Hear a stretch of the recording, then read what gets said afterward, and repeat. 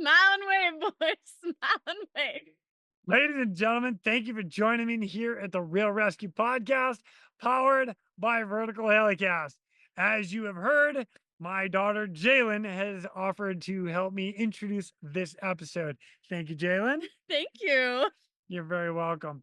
So if you haven't done so already, please go check out verticalhelicast.com to not only check out this podcast, but you got the Hangers Eat podcast, the Helicopter podcast, and Vertical MRO podcast. Now, I'd like to say thank you to the sponsors of this episode, and that is Bell, Above and Beyond Flight. Check them out today at bellflight.com. SpectroLab, over 50 years of high-intensity lighting solutions. Check them out today at spectrolab.com. And Anodyne Electronic Manufacturing, avionics and structural health solutions for fixed and rotor wing aircrafts. Check them out today at aem-corp.com. Dad, what about the store? Oh, yeah, the store. The realrescuestore.com. Where you can get all your podcast gear. Yes. All right, Jalen, bring us into this episode. Up next, we have Canadian SARTech, number 529, Mr. Sean Daniell. Thanks, babe. Let's go. Nice. That one was better. All right. My name is Jason Quinn. I am United States Coast Guard Rescue Swimmer number 500. These are my rescues and rescues from those of us that put our lives on the line every day so others may live. This is the Real ResQ podcast.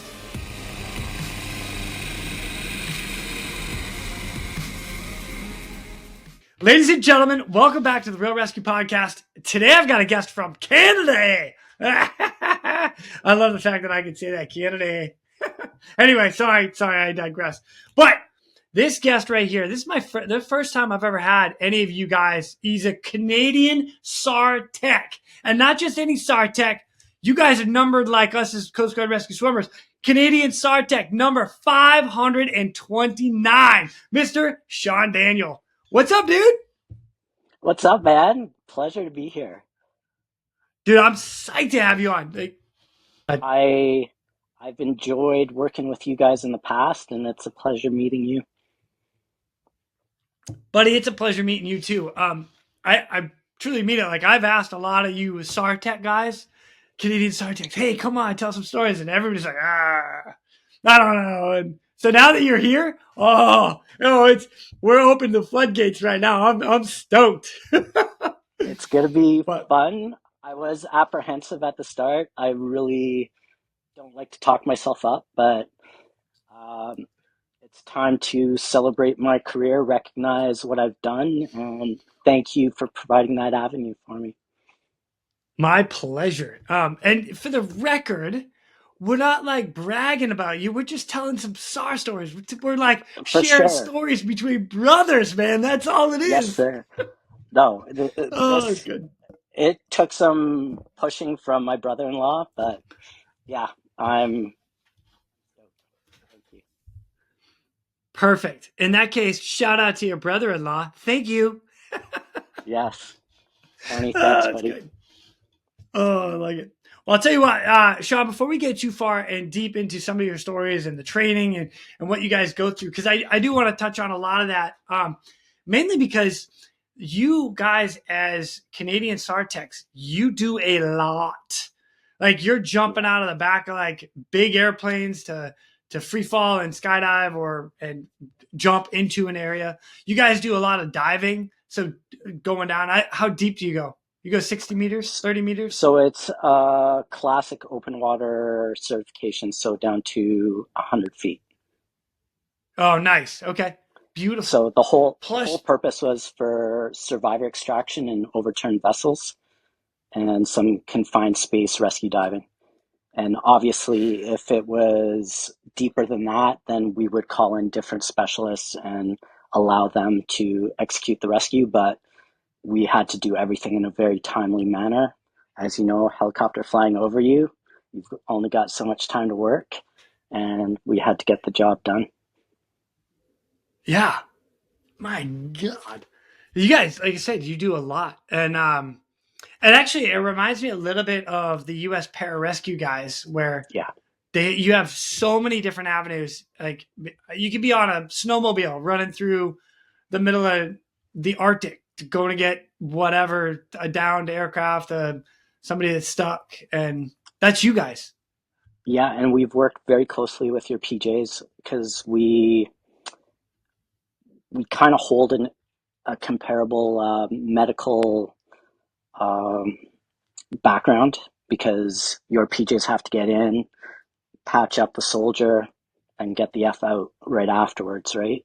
So for Yeah. us, it would just be aeronautical or naval disasters, mass casualty scenarios. We'd have to patch them up, get them out, and we had to keep them alive until we could get them out. So ours was a little bit more low key. We're not carrying weapons on our shoulders. We just had to do what our thing was, be survival specialists, uh, and just execute. Right on. Oh my gosh. I want to Like I'm dive a little into this, jealous but right now. Yeah. We're good. You know what? I'll tell you what. Let's start with a little bit of you. Like, give us a little background. Who's Sean? Where are you from? And what brought you into the Canadian forces and into Canadian SARTech? right. So I was born in Calgary, Alberta, and we moved to Vancouver, British Columbia, which is on the west coast of Canada, and basically grew up over there as a teenager. And uh, right in the city center, we have three major ski hills. And a lot of tourists go up there to hike. The skiers go out of bounds. Next thing you know, there's this yellow banana flying in the sky over the mountains with some orange guy dangling from it and rescuing these lost people because civilian search and rescue ground SAR really didn't exist back in the 80s and 70s, right? Like it was only getting started.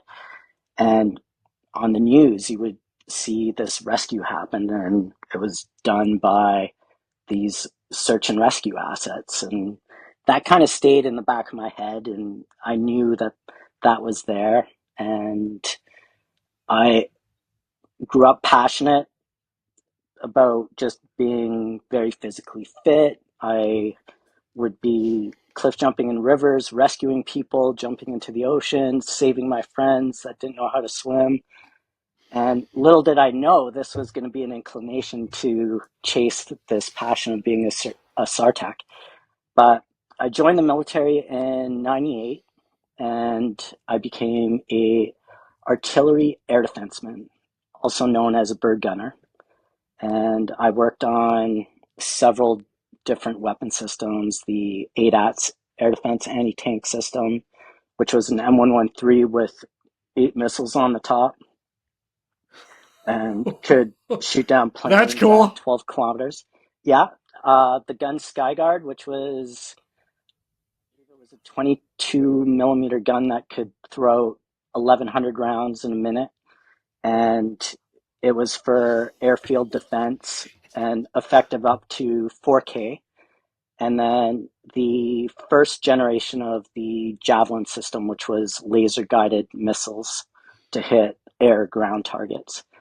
So I train on that, but you Americans, yet again, come in with your super flashy tech. And during exercise Maple Flag that we had over here, you guys killed one of our air defense systems at 50 kilometers away from the target with, I believe it was a harpoon. And then we were like, well, okay, our stuff's obsolete. Air defense really isn't going to be a thing anymore in a very low level thing because everybody used to fly nap of the earth, like hug the terrain and go in. And now it's become like a very long distance who can strike who without seeing each other and get out safely, right? So Yeah. my trade essentially was becoming extinct. And at that time, I either had to stay in the military or I needed to choose my path. And I was going through a divorce. I had two kids, and the reality of her trade versus my trade, we weren't going to be able to stay co-located. So I surrendered custody of my children. She showed interest in being a mother again after some severe postpartum. So went through the divorce process as I was going through the application process for being a SARTech. And uh, that process was really interesting because like our military is only about 60,000 people strong, but all the applicants across Canada get put into a pool and you're competing against each other just to be one of 30 to go and apply to be a SARTech. So One of I got, 30? yeah. Holy shit. So uh, I got picked, and basically you just had to show some passion, interest within the trade, show that you were interested, uh, show that on the physical test that you were above average. And uh, my my commander at the time just told me straight up, Sean, whatever you do, I'm going to give you the opportunity. I'm going to write you up the right way. Don't quit. And I was like, okay, got this. So Wow. That we is end up going, awesome. That is yeah, it was awesome. amazing.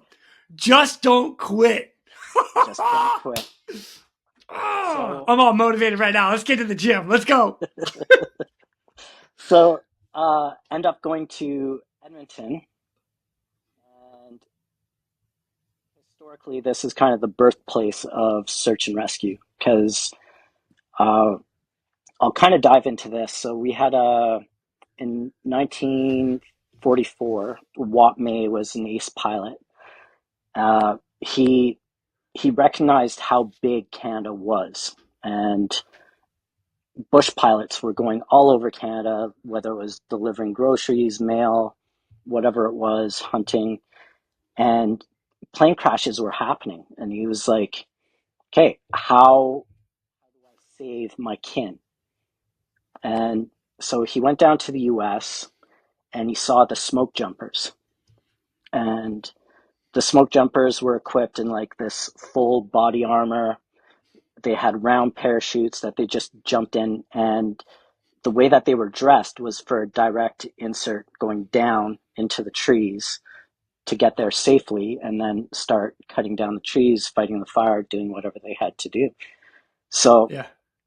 he brought this to the Canadian military and was like, what if we provide an asset where we get guys to train and jump out of planes and provide medical care? But back in the day, like just like the US, we're huge countries.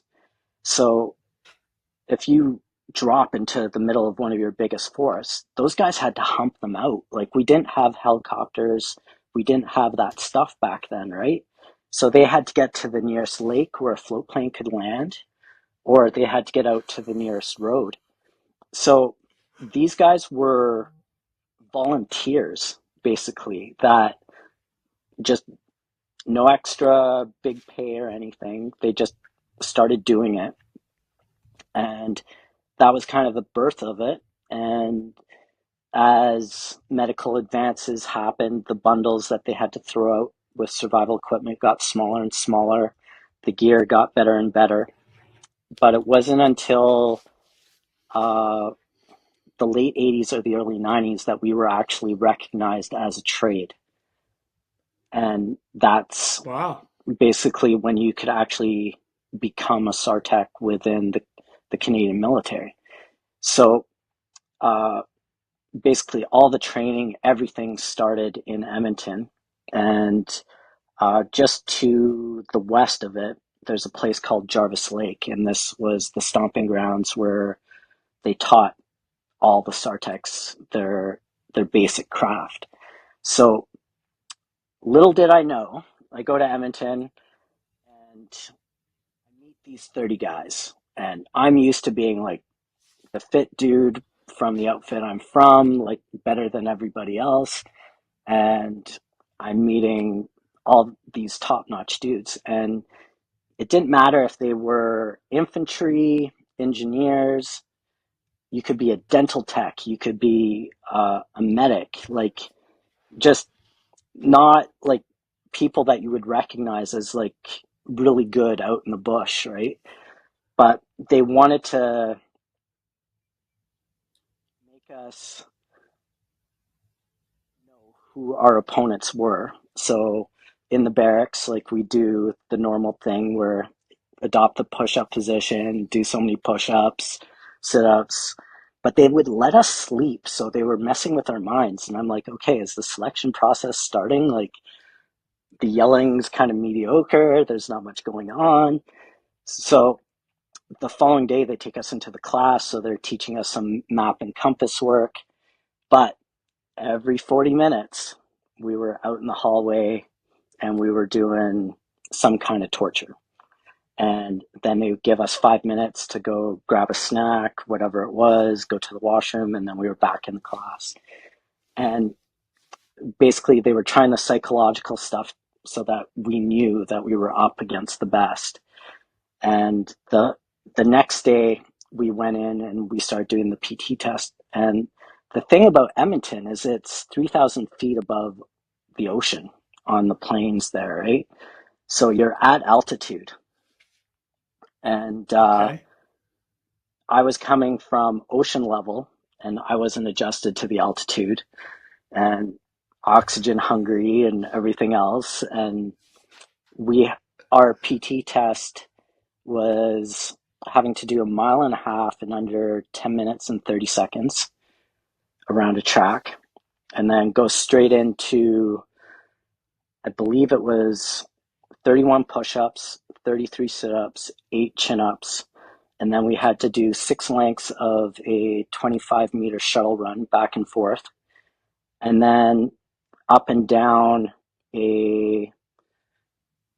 I believe it was a 6-meter rope twice in under 15 minutes. So all Oh of that wow. combined in 15 minutes. So most of us would average around 13 and a bit and get through it. Then you were given less than 5 minutes to get changed and you were in the pool. And we had to do 20 some lengths of the pool and under a certain amount of time. But it was nowhere near like being part of your swim club and what you guys had to do and staying underwater. So um, ours was all surface swimming. It didn't matter if you really sucked. There was so much time left in the swim and you're good to go. So uh, that was just confirmation that we were allowed to go through the selection process. So if somebody wasn't fit enough and not meeting those requirements, they weren't allowed to go on to the next step. So we continue with the Nice. classes, everything, and they tell us to go back to the barracks and they're like, pack your bags, everything into your ruck, dress, get on the bus. And we're like, okay, like what's happening?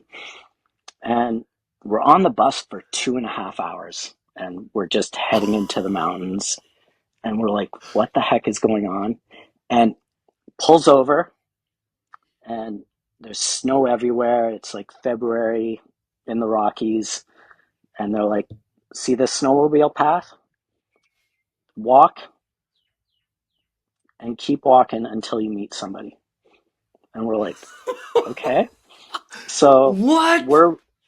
we're weighed down with 120 pounds of gear.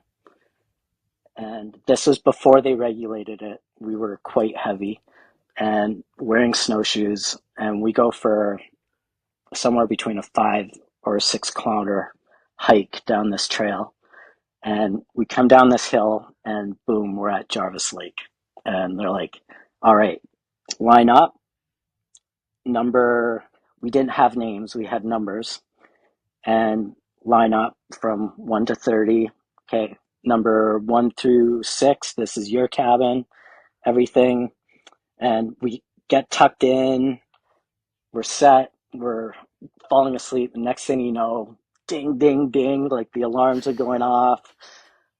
Get up, it's like 2 o'clock in the morning. And what they're teaching us is in the event of fire, like this is the drill, this is how we take care of the camp. and we probably run around like chickens with our heads cut off for 2 hours at 3 in the morning, get back to bed. Next thing you know, they're waking us up at 6 in the morning, and we start with breakfast, eat, and the classes continue, and they're they're teaching us basic map and compass, survival work, whether it's building improvised snowshoes, fish nets, how to build our shelters, animal traps. So all the survival skills that we need in that environment. Meanwhile, they're studying us on that 40-minute interval, and every single night for those 5 days, we're up all night doing different activities. So they're breaking us. They're really trying to see if we have injuries, if they can expose them, and they don't want the weak. And they teach us, like, we traded in our rifles for an axe. So every night we'd have to sharpen our axe and get it inspected the next day, make sure it was serviceable and good to go, and how to basically cut a log into firewood with no cutting block, right? So little Yeah. things that were a little different, but at the end of the 5 days, now we start applying everything that they've taught us. And we start off in a group of 4, and we do our map and compass work. They give us a heading, distance, and we go. And they don't give us the easiest route. They make sure that we're going up these very big cliffs and other things, having to route around. And the snow was deep, and it had a sun crust. So every time we were like post holing, and you had to lift out your snowshoe the exact same way you put it in. And if we fell over, like, you had to have your friends around to help you get back up straight, because that 120-pound rock was a little too much. And then night would come, we'd start our fire, our survival pattern, and build our shelter. And the next day, we're whittled down to a team of 2, and we repeat the entire process, and just the 2 of us have to build the shelter, start the survival process. And then the following day, we're on our own. So they give us a heading, distance, and see if we can apply the map and compass. And then we have to tear everything that we own apart. And they go through our pockets, they go through our boots, just to make sure that we have no food, no calories, no nothing, and get us to pack it up. And they give us a little grid of about 100 meters by 100 meters where we have to do our survival pattern. And we're only allowed to hunt within that little grid, so your probability of finding food is very low. And you're given, what is it, 12 jujubes, because you can survive What the on hell's a 500 juju? calories. A little I don't even know square what that is. jelly. You know what a jelly is? Oh, Like, yeah. let's just say a gummy bear covered in sugar. Oh. So you get 12 of these, and it equates to 500 calories, and apparently that's enough to survive for a day. But we're given these for the next 5 days, and we have to make these 12 jujubes last that long. And um, so while you're there, we're building our fire, building our shelter, building a ground to air signal. We're building fish nets, improvised snowshoes, uh, making sure that we've got a latrine, that we're keeping ourselves clean, and keeping the campsite clean so that all your human waste is in one corner, you're in the other. And even though they tell you it's 5 days, 3 days later, they come and they inspect your camp, and you're low on calories.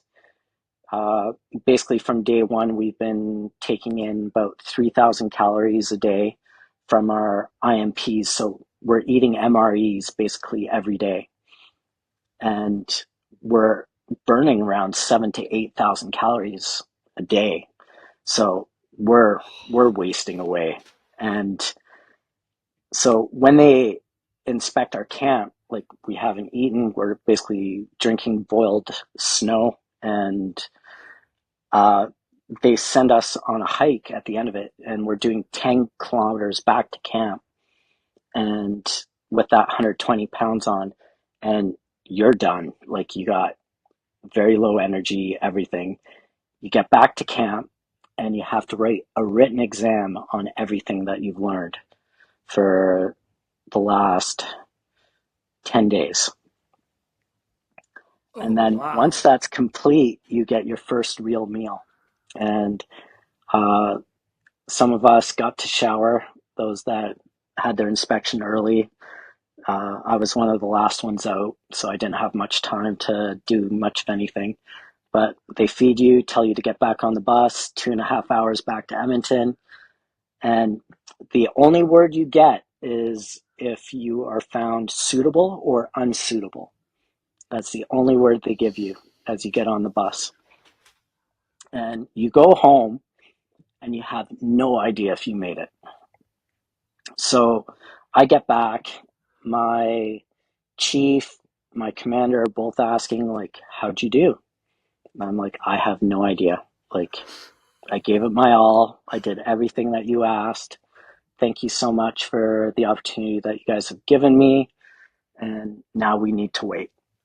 And my chief got pretty impatient because he wanted to know if I was going to be there for his unit or if he needed to find somebody to replace me. So he started making phone calls. And in June of 2008, he said, Sean, you made it. And I was like, What? sweet. So I, No, no, I ha- like you just kind of totally downplayed that. Just like sweet, you know, like I know that you had to be like on top of the world, just like, F yeah, dude, all that no, work. Oh. it was cool. It That's how was I would be. amazing. But the somber part for me was the fact that I was saying goodbye to my kids and pursuing Oh this new yeah. career, right? Okay. Okay. Yeah. So huge opportunity though. Like it was a dream.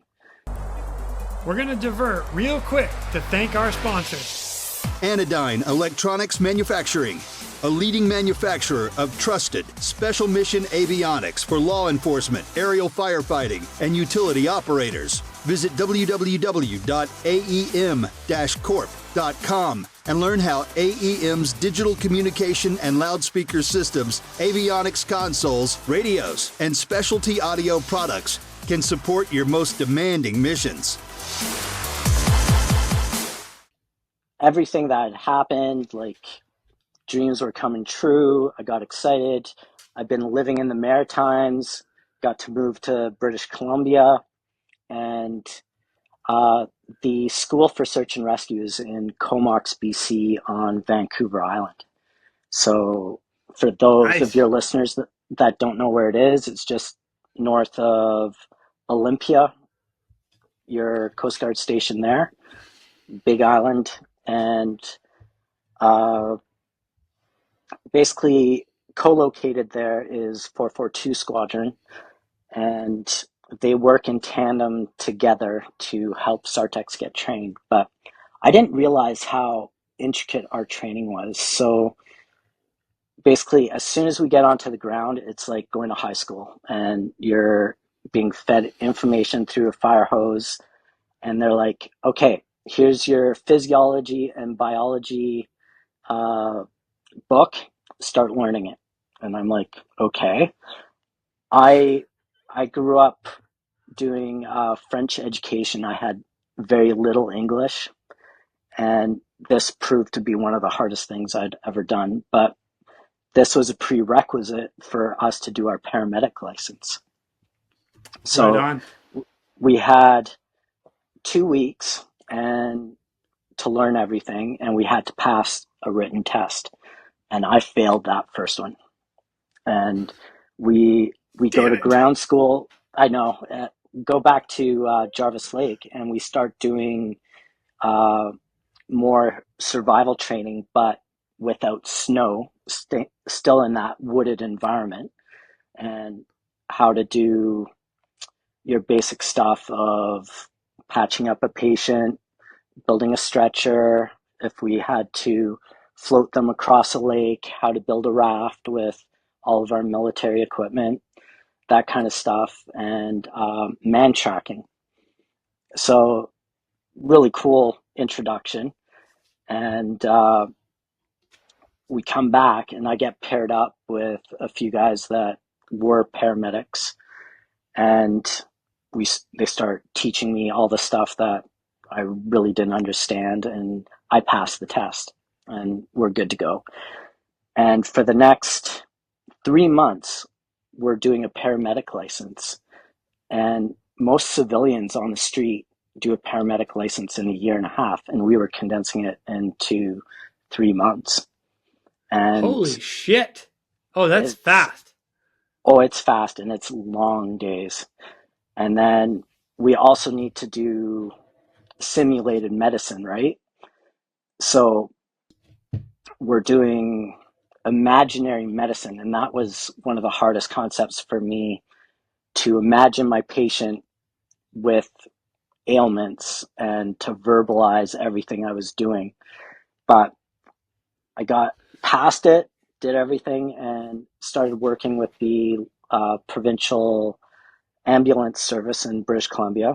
So uh, go down to Vancouver, start working over there, and I get assigned to one of Charlie's Angels. I swear, she was stuck in 70s, big blonde hair, curls, all excited. She's like, "Ooh, get a nice young little sexy SARTech all to myself." And she she starts introducing me to their world, and it gets real for me really quick. So my first call, being a paramedic, was to an attempted suicide at a mall, and uh, this employee decided to take a necktie and try and hang herself in the change rooms in the back.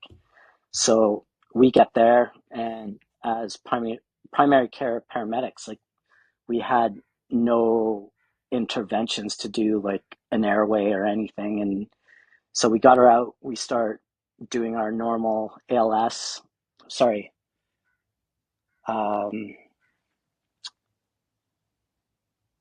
I'm mixing up my words, but our normal BLS. airway airway breathing, Yep. and we're trying to do everything we can. ALS shows up, and they intubate her, do everything that they have to do, and I'm there with a bag, getting her to breathe, and that was my first introduction. And I was like, okay, wow, this is nuts, crazy.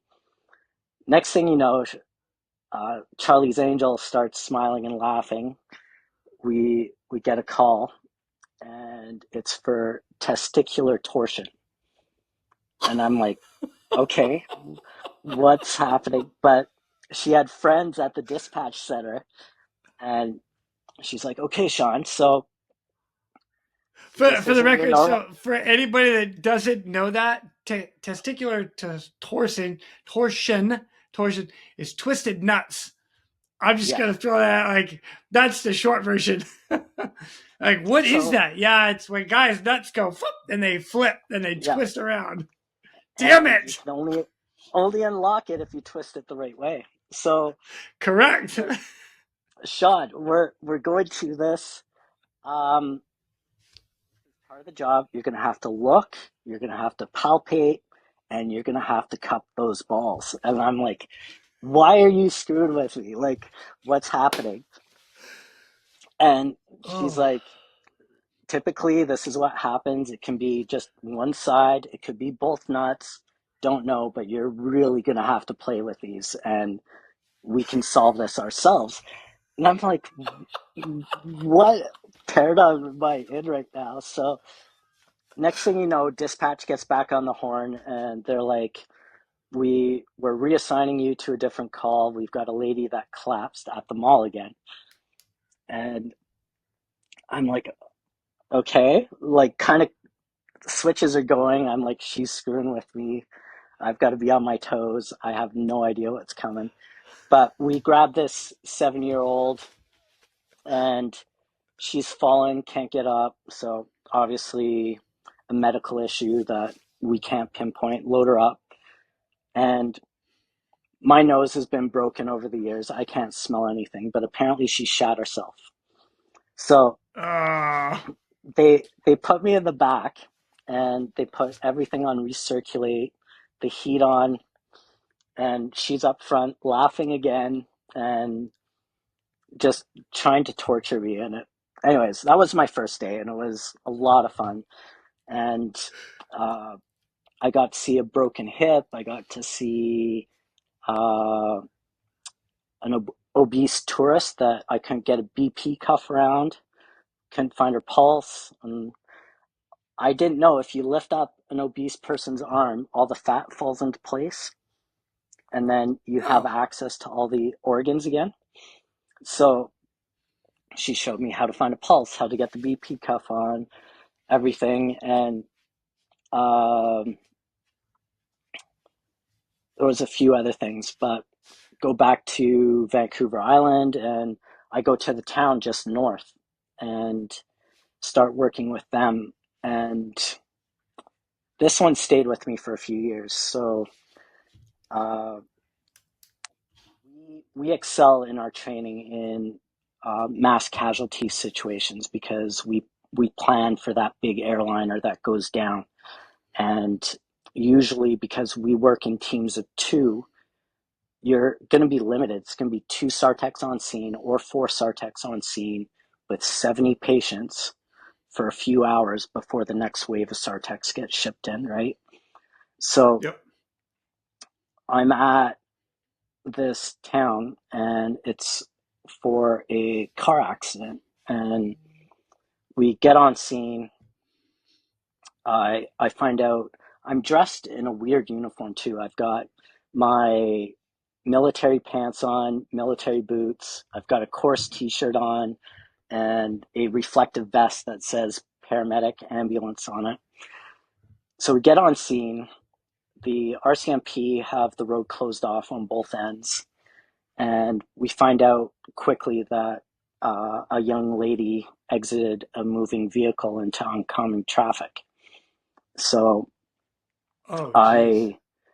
I start scanning the scene. I've got the vehicle with a mother with her kids that witnessed everything.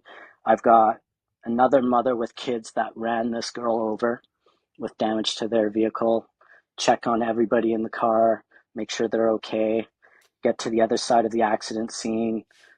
See the RCMP dude. He wanted to arrest me on the spot for impersonating a paramedic because he didn't know I was working with them. But come back on the other side, and you've got people that pulled over, and there was this Native American that was there, and he honestly thought that this lady had hit a deer, and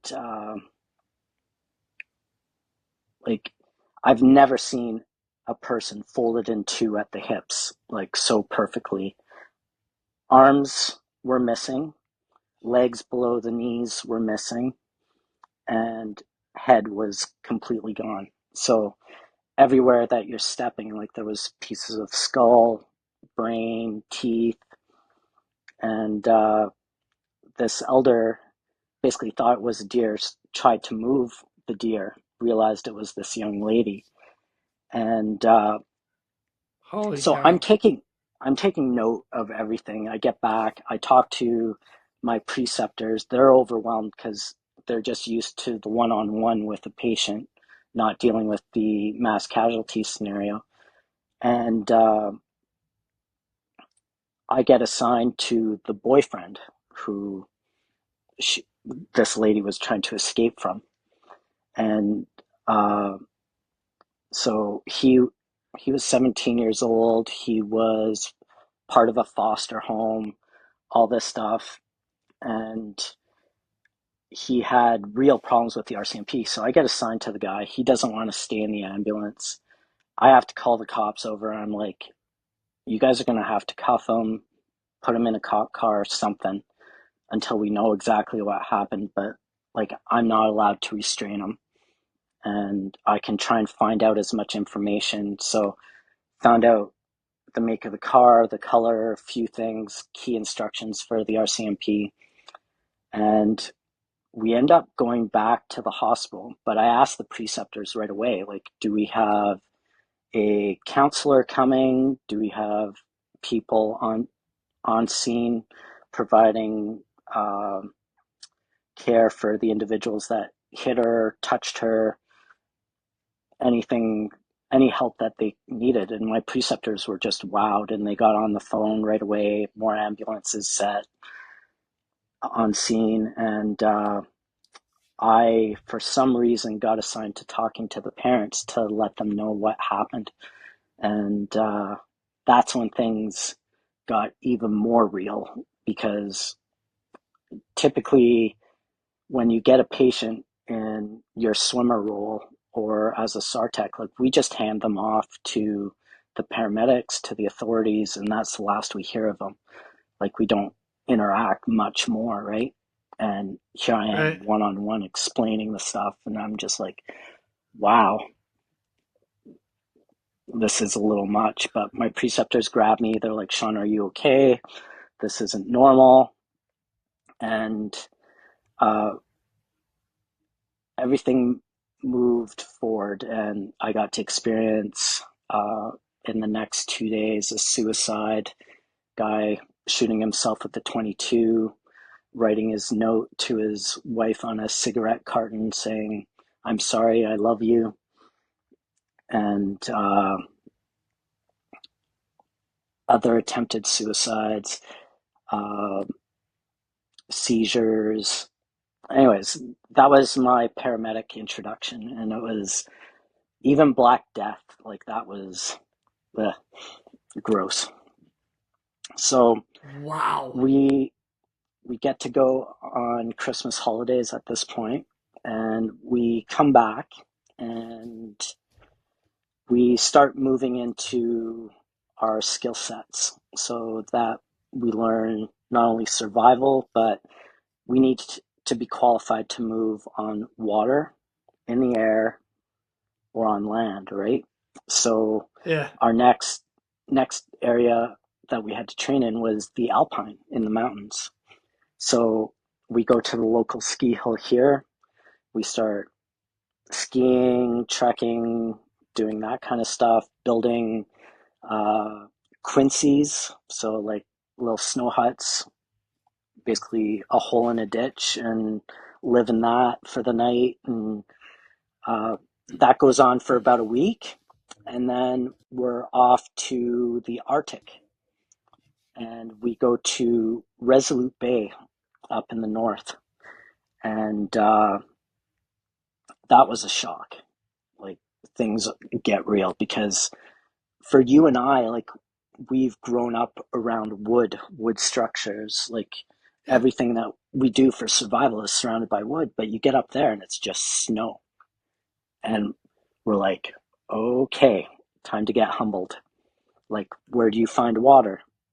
How do you build things? And so we have You're three talking like natives. straight up tundra. There's nothing out there. It's Nothing. flat and snow. Yeah. Snow. That's it. Oh, And jeez.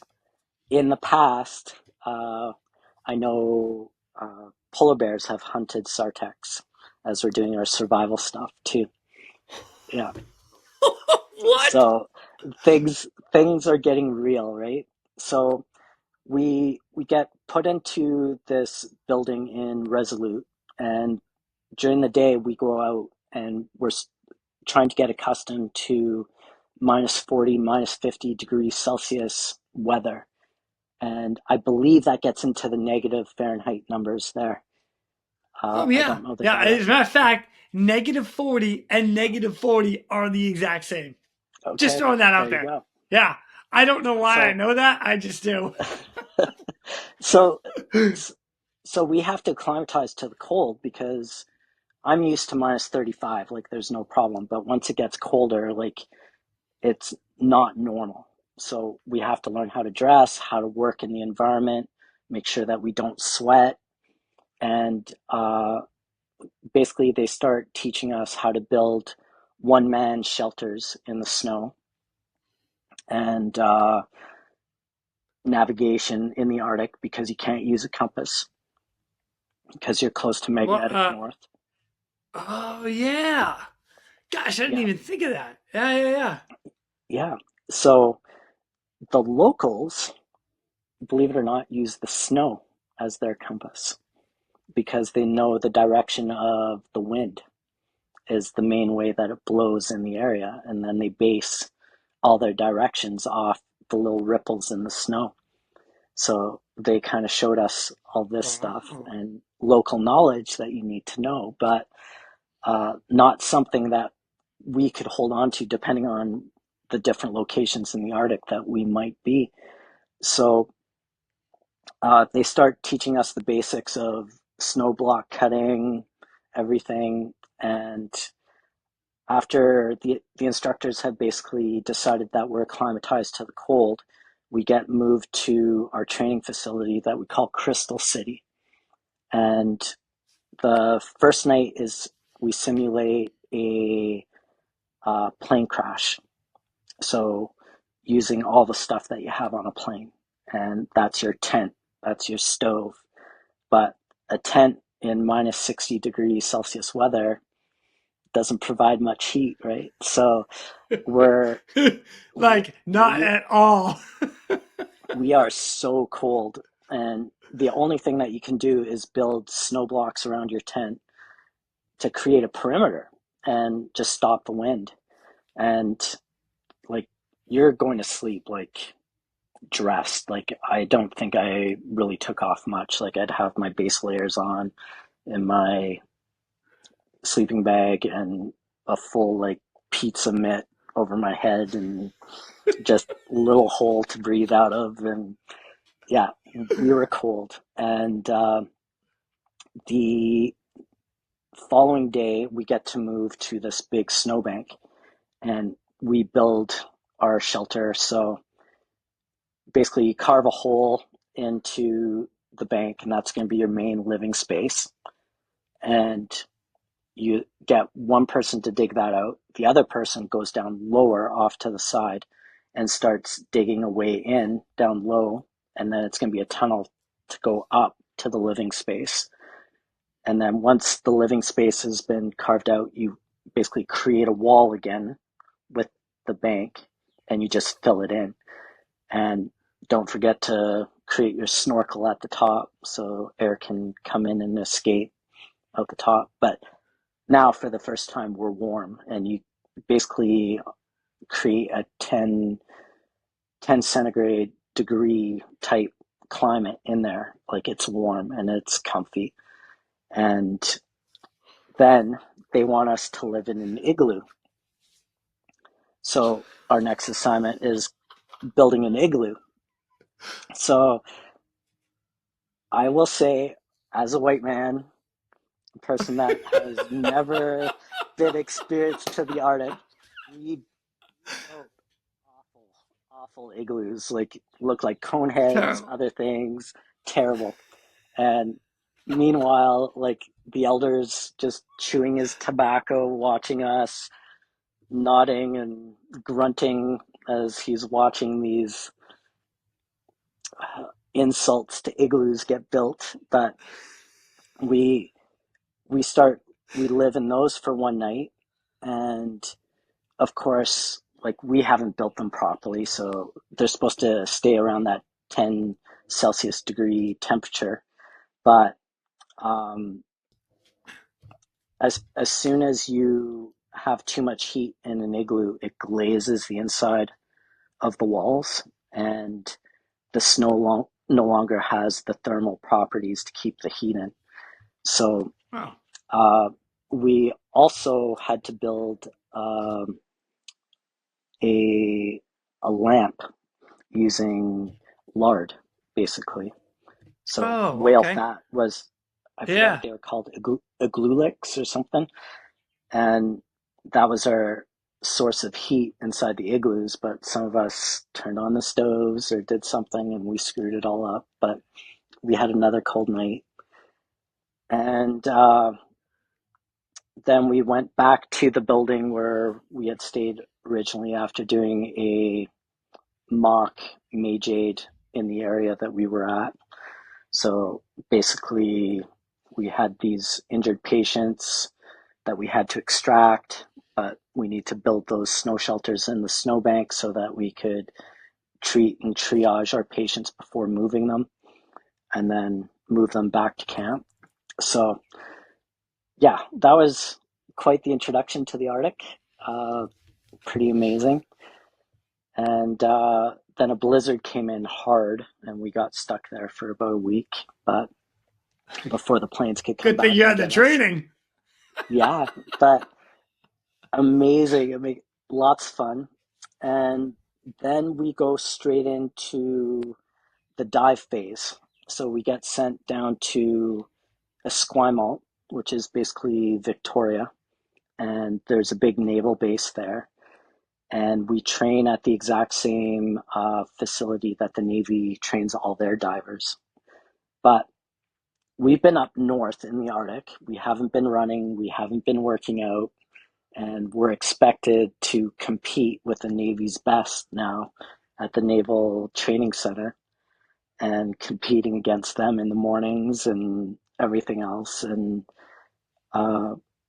our introduction to the water in February, like it's not warm, it's cold.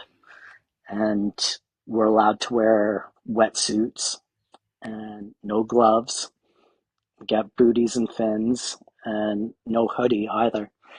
So I think our water temperatures were right around 9 degrees Celsius. So That's cold. that would It's like be, 53, 52, somewhere in there. might be Somewhere in there. colder. Yeah. Do you know what? I'm going to So look it up right now. yeah, for some reason I want to say 40s, but You said nine uh, 9 degrees Celsius? yeah, It's yeah, 48 degrees Fahrenheit. That's yeah, cold. it's Woo! cold. And every morning we had to do this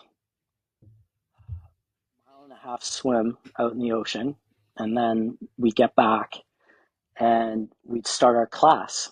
And at some point during the day, they would call, I forget what the term was, but it was basically we had to run from the classroom, get dressed in our wetsuits down at the pier in under 3 minutes. And they would do this to us once or twice during the day. And one of those, we would start getting introduced to diving for the first time. And the way that they introduced it to us was by wearing lead boots so that we could stand at the bottom, and we'd have to do tugs and bells on a rope to communicate to each other.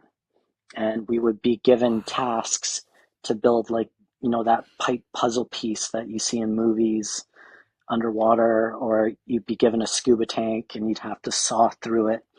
And I think the longest time I stayed underwater was an hour and 20 minutes. Wow. And you're bored, but let's just do the project. And you don't see much of anything. But other days we would dive and we just have to follow a rope on a grid underwater and do it in a timely fashion. And so that was our diving introduction. And then we go back to Comox and we start our water survival type scenario. So we're shown life rafts for the first time, all the equipment that's on it, how to fix them, how to make water. And we're also doing overturned vessels survivor extraction. So we have these big metal boats with ballasts on them that they can blow with air so that they kind of come out of the water, and Yeah. they can release water to simulate it sinking. And there's hatches at the top so you can pull people out. And this is probably one of the most dangerous things that was part of our job, because we've had people drown in less than 5 feet of water in those things, because a hose gets knocked off, your face mask gets ripped off, anything. Like, it's scary. And we muddy up the water, we fill it with fish nets, we do whatever we can to try and simulate the realism of a fishing vessel being flipped. And Yeah. we go through the drills. But what's kind of nasty is, if you can imagine that helicopter basket that we have, and you put a comm system on that, one swimmer stays with the basket, and he's talking to the guy that's underwater, doing everything, and bringing simulated patients up, and putting breathing apparatuses on them, leaving the guy to take care of everybody at the surface, inflating a life raft, putting them in there. And meanwhile, he's also command and control, talking to the helicopter. So we're learning a very intricate skill set. And Okay, wait. I got a question about that one. That yeah, just blew my mind for a minute. You've got a guy sitting at surface having yeah, communication with the helicopter and the dude underwater. yeah. So how the guy underwater, what does he have on for communication? Is it like a helmet over so that he had like this open comp, or is there like a waterproof earpiece that you can just hear underwater? So I'm not sure if you've seen it. It's a yellow face mask that's just Okay. rubber. It covers only the face, but there's a little microphone that stays right in front of your mouth. And then there's these little headsets that stay on the straps that go over your ears. And you can just talk straight into it. And What? the piece at the top, you can uh, basically tune it to a radio frequency so that the helicopter can listen at the same time. It didn't work all the time, but the comms cable was also your safety rope, so it's So built up and so braided. it's a cable that's connected to you the Yeah, whole time. So okay. yeah. That was my next question is like, are you wireless here, or is it so you've got No, it's a cable. comm cable, you're connected. Got it. Wow. Oh, that's freaking Yeah. cool. Dang. So Okay.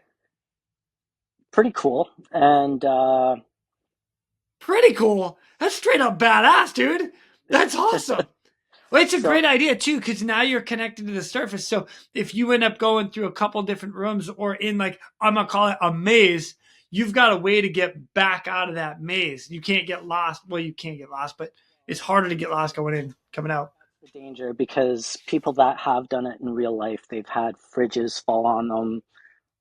Things have blocked their way out. Like, it's got complicated really quick, and got to the Wow. point where years down the road we changed the safe training practices to execute a mission like that. But in the meantime, while we're doing all of this, half the class is sent out to Halifax to do egress training in a simulator. So basically, you get an aircraft hull that mimics the aircraft that you work on, goes into a tank, rolls over, because helicopters One are of my top heavy. favorites. I love Get that training so much. get used to having nose water in your sinuses, and using your EBS bottle to get back up to the surface safely. And we would have to do this training once every 3 years, which is kind of like your AHRS. And the pilots only had to do it once in their career. And Oh wow. so they were very uncomfortable. And it was always our job to inspect the whole aircraft to make sure those guys got out, even though we were just on EBS. So that was pretty cool. There was a very high tech facility out in Halifax.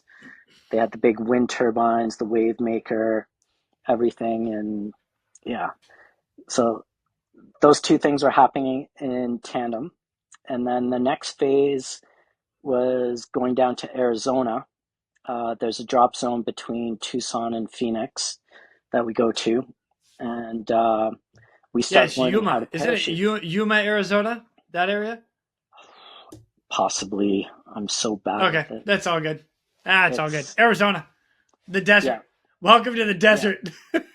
So uh, we had just learned how to pack our parachutes in Comox, and they had stayed packed, and we were going to jump our first pack jobs to trust that we actually could trust our equipment and that we knew our drills. And before anything, they put us in a wind tunnel so that we could practice trying to get flat, dumb, and happy in the air and go through everything. If our parachute didn't open, everything else, like what we had to do, get to our reserves and be competent. And then we we jump out unassisted for the first time, and they talk us down via radio, and we start doing so many jumps there, and moving to different drop zones there so that they get tighter and tighter and smaller. And once we've done, I don't know, like 40 jumps down there or something like that, we come back to Comox so that we can jump into drop zones that are surrounded by trees. And the reality of the West Coast is we've got 150 foot to 250 foot trees over here, right?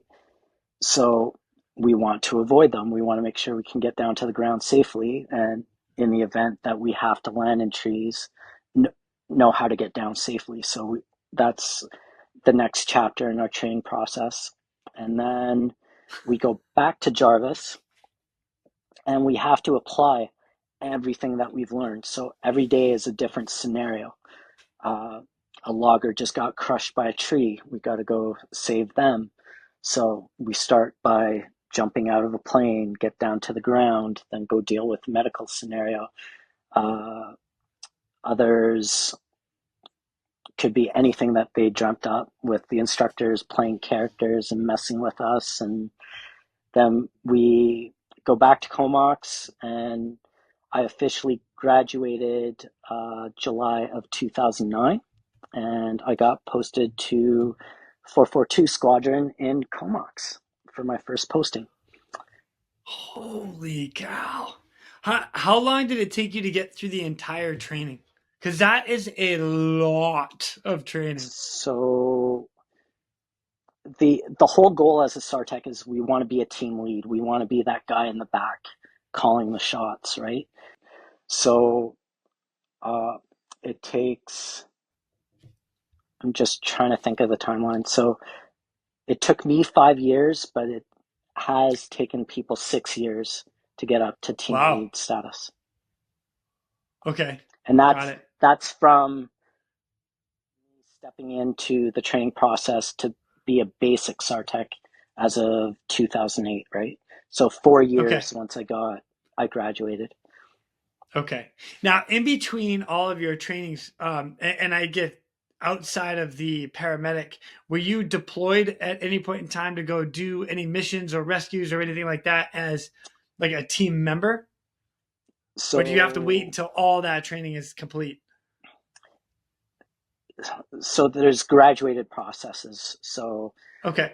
um, basically you end up being at a unit, you have to learn about all the equipment, you need to learn an aircraft, and then you get to be a probationary team member, and you are like a third person on the team because you're not regarded as qualified, and you're being watched on everything that you do.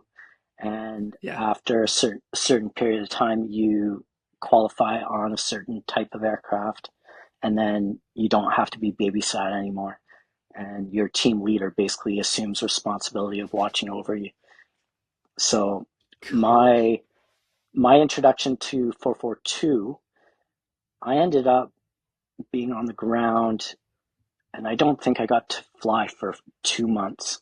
And all I did was pack parachutes, repack uh, pumps, sleds with medical equipment, survival equipment, all the bags. But it's a way for me to learn all the survival aircraft equipment that's on the aircrafts. And where to place it on the planes, where to place it on the helicopters. So it's a necessary evil as much as like we're Yeah. so gung-ho, we want to get out there, we want to do the rescues. And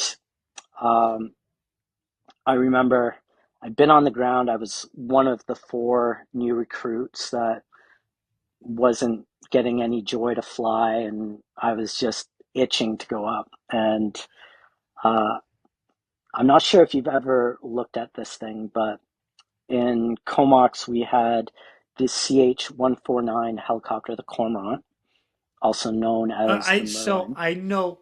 Yeah, I know it. I've never flown on it. I've never. So Let's see, I don't have that's experience the on it, beast. but She's a that's it right big, there. Okay. big baby. Yeah. So Oh, it's that's the huge. 149. Yeah, I swear we could fit your helicopter inside it. You And then, probably could. yeah, Take the rotor head off the H-60 and you roll it up inside. and The thing is a beast. anytime It's a beast of an aircraft. it has the same stats as your Black Hawk variant that you guys use. It's really interesting. It just has way more redundancy because of how vast Canada is. It has 3 engines, all these backup systems. But Yeah. uh, As a matter of that fact, if I was, remember correctly, it's a dual hoist aircraft, but the hoist is like there's one inside, like there's an internal hoist and an external hoist, and yeah, they're not front and back. They're like left, I guess left and right. So that's why I say yeah, inside and then outside. And then you guys, if I yeah. remember correctly, use the inside one as your primary, and then the outside one is the It backup. Is that totally accurate? depends. Got it. Totally Okay, I depends won't even which worry one they about it. want to use. Yeah. Oh, So perfect. Even better. that was one aircraft that I was learning how to use. And then the other one was the CC-115 Buffalo. And this was the only way to describe it is it was the predecessor to the Hercules. And Okay. its specialty was for short takeoff and short landings, STOL. And it was a Vietnam era plane. So built in the 60s, and we were still flying it when I was part of the unit, and it only recently got retired. But because it had that STOL capability, it was amazing in the mountains for flying really slow and just following the contours of mountains. So it wasn't pressurized. So yet another thing that we had to learn. So knowing what the medical symptoms were once you were above 8,000 feet for so long. If you go up to 10,000, what happens? Being on oxygen. If you experience hypoxia, what happens? Do you have the God complex that you can fight through it? Or are you going to recognize that your judgment's impaired and you can't work? So, uh, yeah, those were the 2 planes. It was also nicknamed the Barfalo because the tail was so big on the back. It had so much lift that it would just bounce around as it followed the plane. So a lot of the time when we had passengers, even the pilots moving to the back, they would get airsick, and yeah, it was a bit of a gong show back there. But Ugh, um, ugh, I'm feeling a little so earsick. Ugh. so Talk to on answer it. your question, I've never been posted outside of Canada for anything that I've done, but I've operated on both coasts, and that's it. BC is the rescues were more concentrated around the public and the tourists doing stupid things, versus the East Coast is very commercial. It's fishing, and basically any call that happened out there, you knew it was like balls on. It was serious. And then over here, it was like, my husband didn't come back in his kayak tonight. Can you go look for him? My friends are out in their canoe on a lake, and we would get called out. So it was a bit of a shock in the different rescues. So A lot of assets on the West Coast. We had Canadian Coast Guard stations all over the place. We have RCMP. We have 3 rescue coordination centers across Canada. One in Victoria, one in Trenton, which is Ontario, right at the Great Lakes, and one in Halifax on the East Coast. So all the calls go into one of 3 centers, and then it's their responsibility to stand up all the assets for a call. And then as they understand the details of the call, to stand them down and basically manage the rescue as they see fit. And they also have doctors in their back pockets. They have SAR pilots that work at the places and Coast Guard employees. So a lot of knowledge there, and they try and manage everything that they can. So as I've said before, our primary mandate is aeronautical and naval disasters. But if ground search and rescue needs our help, they can ask for our assistance if we're not busy. So we were always there to back them up if needed. And so my team member training process started, and I just had to learn where all the equipment was within the aircraft, and could I operate safely in the aircraft if I had to jump out of the Buffalo or if I had to be on the hook on the Cormorant. And once I could basically operate safely, I got my team member certification, and then I was allowed to operate without being babysat.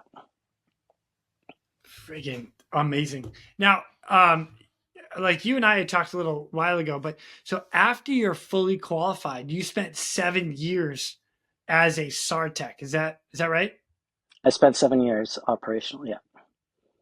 So, and in the 7 years, I'm gonna read this number off. You had 86 missions that you got launched out on to go get people in distress. Okay. We're not going to touch on all 86 of them, but I do want to hear your first one. Do you remember your first one you were called out on? We're going to divert real quick to thank our sponsors. Bell is proud to sponsor Vertical Helicasts and their vision to hold meaningful mission, safety, and best practice conversations in the helicopter industry. The lessons learned from these conversations will undoubtedly shape the future of both new and veteran helicopter operators. So first one was, I believe we got called out at 9:00 at night, and I was on the Cormorant, and the call was for a airplane crash.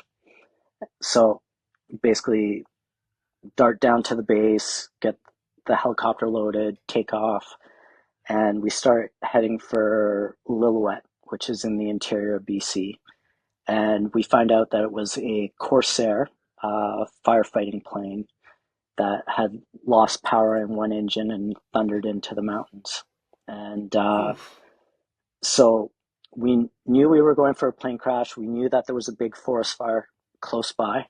It was dark, and we got on scene, and there were 2 fires about the exact same size. And we're like, okay, which one's the plane? Which one is the firefighters? And we see all the headlights and stuff. And so we're like, the best thing we can do is go down to the headlights, talk, and see what we can find out. And we find out it's the firefighters, and they just said it was too dangerous. They were egressing, getting out of Dodge. And so our AC basically said, let's go to ground and let's just wait for sunrise. So we land at the nearest airport, get picked up, drove to the little motel hotel, which is the local dance place in town because it's a small town. And we wear these bright orange jumpsuits at work, right? So we end up walking through the doors, and all the ladies are like, yes, the firefighters are here. And all this cheering, and we're like, we're not here for entertainment, but thank you. I think we got 3 hours of shut eye. And we got 3 hours? yeah, and Okay. we got up so that we could start up the plane right before sunrise, get on scene right away.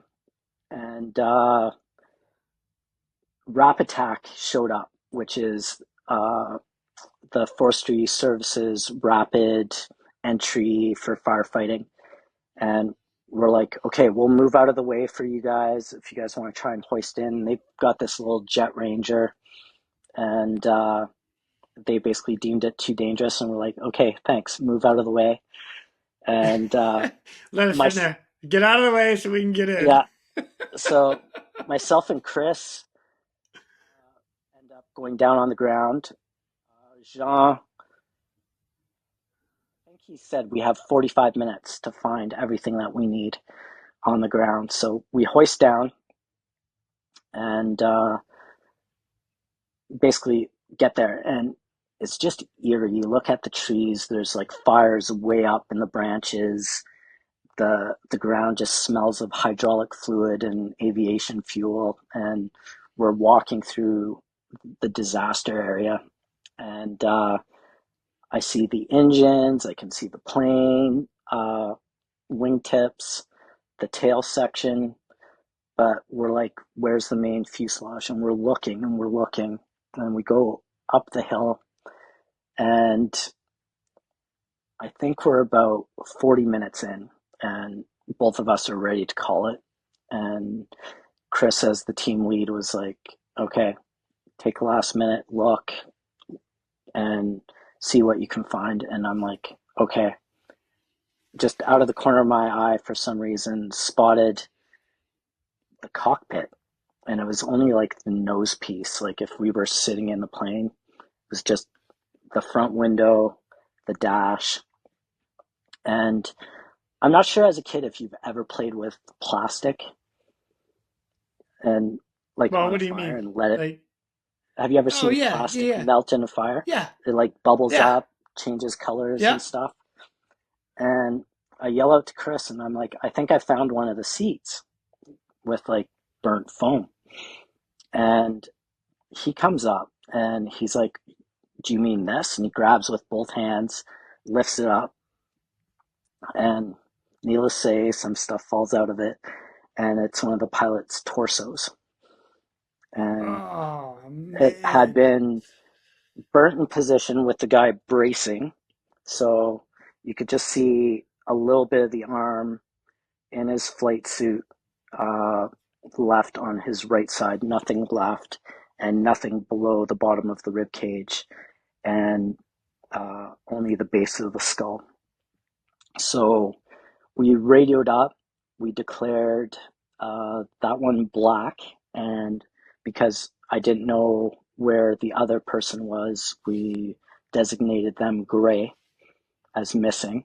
And we looked around, and there was a flight checklist for uh, loss of engine power, and it was opened on that page. And it was kind of an eerie thing to see, Yeah. but we extracted, and that was my first call. Holy smoke. Yeah, a little different, Damn, Sean. but Yeah. Oh my gosh. And now you're a SARTech. Holy now I'm a shit. SARTech. Yeah, Wow. I'm sorry that that was your first one. Whew, that's a big yeah, one. it's a big one too, and I don't mean to get dark here for your listeners or anything, but I went Go. to, I think everybody here can handle it. I promise. okay, so I ended up going to two other plane crashes in the years that followed. Uh, One was a plane that crashed into the mountain, lots of heat, and I saw the body burnt on basically what was left of what was an aluminum. It looked almost like being suspended on a mattress. and I forget what the other one looked like, but there was this weird thing, and I didn't understand in that first crash, like why does the human head always disappear that way? And this one body that was suspended on that mattress, like wire framework, um, that patient's head blew. And I guess the brain reacts like popcorn. As it gets cooked, it expands, and then the brain just forces its way out, and the skull just explodes. So, What? and yeah, and it I vividly, didn't I know can that. remember it. Very bright yellow, but yeah, Oh, that's oh damn. yeah. So one of the darker aspects of it, but that was always a conundrum I had until I saw that one rescue. But Sean, holy cow. yeah, Bro, okay, you see some stuff up there. My I've goodness. seen some stuff. Yeah. 7 So, years. 86 rescues. so 86 and missions. that was in my first 3 years as a SARTech. Yeah, I saw Wow. I saw the darker side of it pretty quick. Um, I So part of our training progression, once we've been locked down as a team member, I would say that's the most enjoyable aspect of our job because we have the least amount of responsibility. You're just there to be a SARTech, go work. You don't have to do paperwork. You don't have to do a lot of anything. But to become a team leader, you get awarded the role of restricted team leader. So you start basically going through the checklists at the door when you start getting ready to do a rescue, doing your brief on how you're going to execute it, what you want for a hoist plan or a jump plan, extraction plan, and making all those calls. So, and on top of that, uh, you have to know all of the aircraft equipment by heart and basically be that rock on the aircraft that everybody can rely on if things are needed or if you need to make certain calls on uh, training regulations or operational regulations when it comes to executing a mission. So um, one rescue that haunted me for a while, we went out for a weekend trainer, and I was with certain key people, and every single time that we were together, like we always went on a call, no matter what. And the weekend was coming to a close, and we're like, "What's going on? Like, why haven't we got a call yet?" And we end up grabbing fuel close to Whistler just to do the last hop to get back to the island. And sure enough, while we're on the ground, they're like, "Okay, there's a float plane that crashed in Pitt Meadows Lake." And we're like, okay, let's suit up. And Clav, the team leader, Fish, was acting as my team member. I got them to dress up in dive gear and ready to go. And I was going to operate as operational command at the surface. And there was a boat on scene. We knew those for details. So we did free entries into the lake, and I we came out, got to the boat, started talking to them because they were towing it to shore, and we asked them to stop just so that we could get in there, turn off the ELT, and extract the one person that was inside. There was another person that got out, survived, and they boated them to the nearest ambulance. So Oh, nice. we get there, and I make the biggest rookie mistake in front of public. So Clav and Fish are there in the water, and I'm like, "All right, guys, here's your body bag, everything else. If you guys can do it underwater, do it underwater. If not, we'll do it on the boat. And I'm like, be careful, be safe. And I say, have fun. So they dive. Yeah. So needless to say, I got a mouthful for Okay, so for 5 you and I, that's a little bit afterwards. of dark humor, and that's kind of funny, but it's not funny. No. So You're going to get a dead person, and you're saying, "Go have fun." Oh yeah. man. So they go down, and what happened is one of the wings on the Cessna collapsed, which prevented the door from opening on the instructor's side. And basically, his seatbelt was on, everything, and they brought him to the surface. And I had to be the one that bagged him on the boat. And meanwhile, Buddy's wife that's on the boat is freaking out that there's a dead body on the boat. And our protocol says that if a patient's underwater for more than an hour and a half, we pronounce them dead. So Okay. I was like, the timeline was there. We had extracted him after 2 hours from the incident. So I'm like, I'm declaring him dead. I double check with Clav. Clav confirms that we're following the protocol to a T and bag him up. But I don't know what it is. Like when I went to touch him for a pulse, like I still felt one. It was probably my own pulse, but I could feel it through my fingers. And I'm like doubting myself. And I'm like, did I just make a mistake pronouncing someone dead for the first time? And we get back to the docks. We had beat the Coast Guard hovercraft.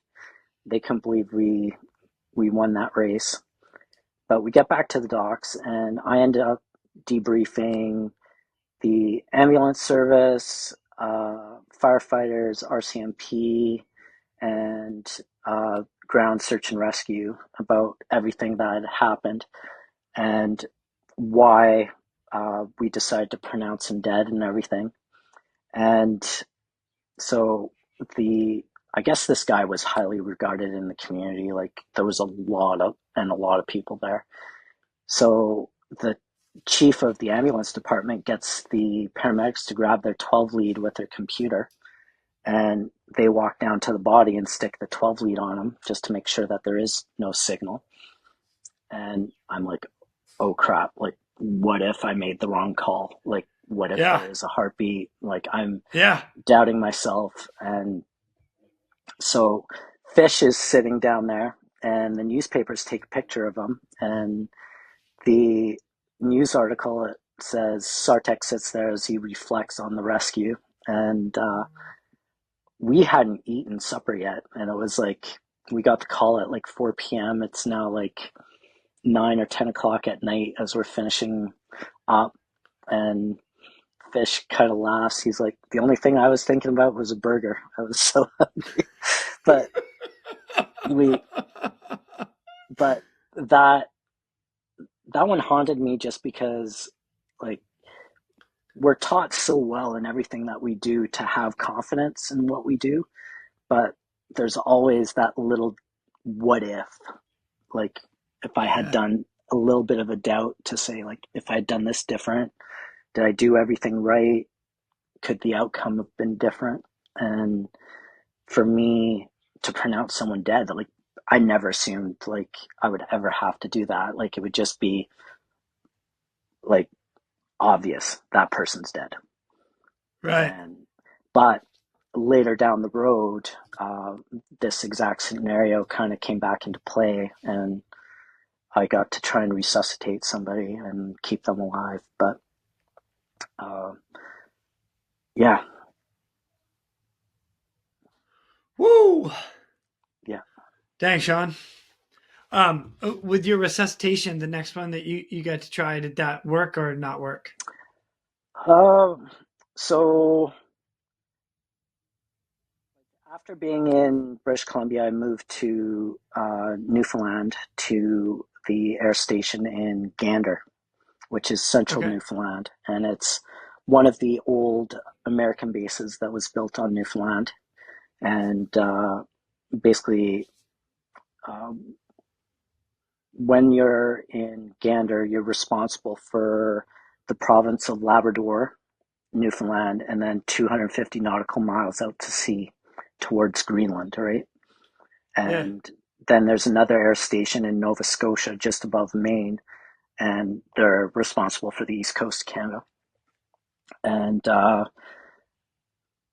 we lived in such a small town that even on off hours, we could still have an aircraft up in the air from driving to the airbase, from the call coming in to having the aircraft started up, and we could take off within 20 minutes.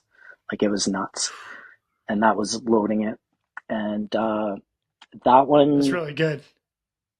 uh, was in Gander Bay. So we knew that was a person that fell through the ice, and we just dressed in our dry suits and knew that we were going for water entries, and we were so close to base that we didn't need to load it up with all of our equipment. So we took off.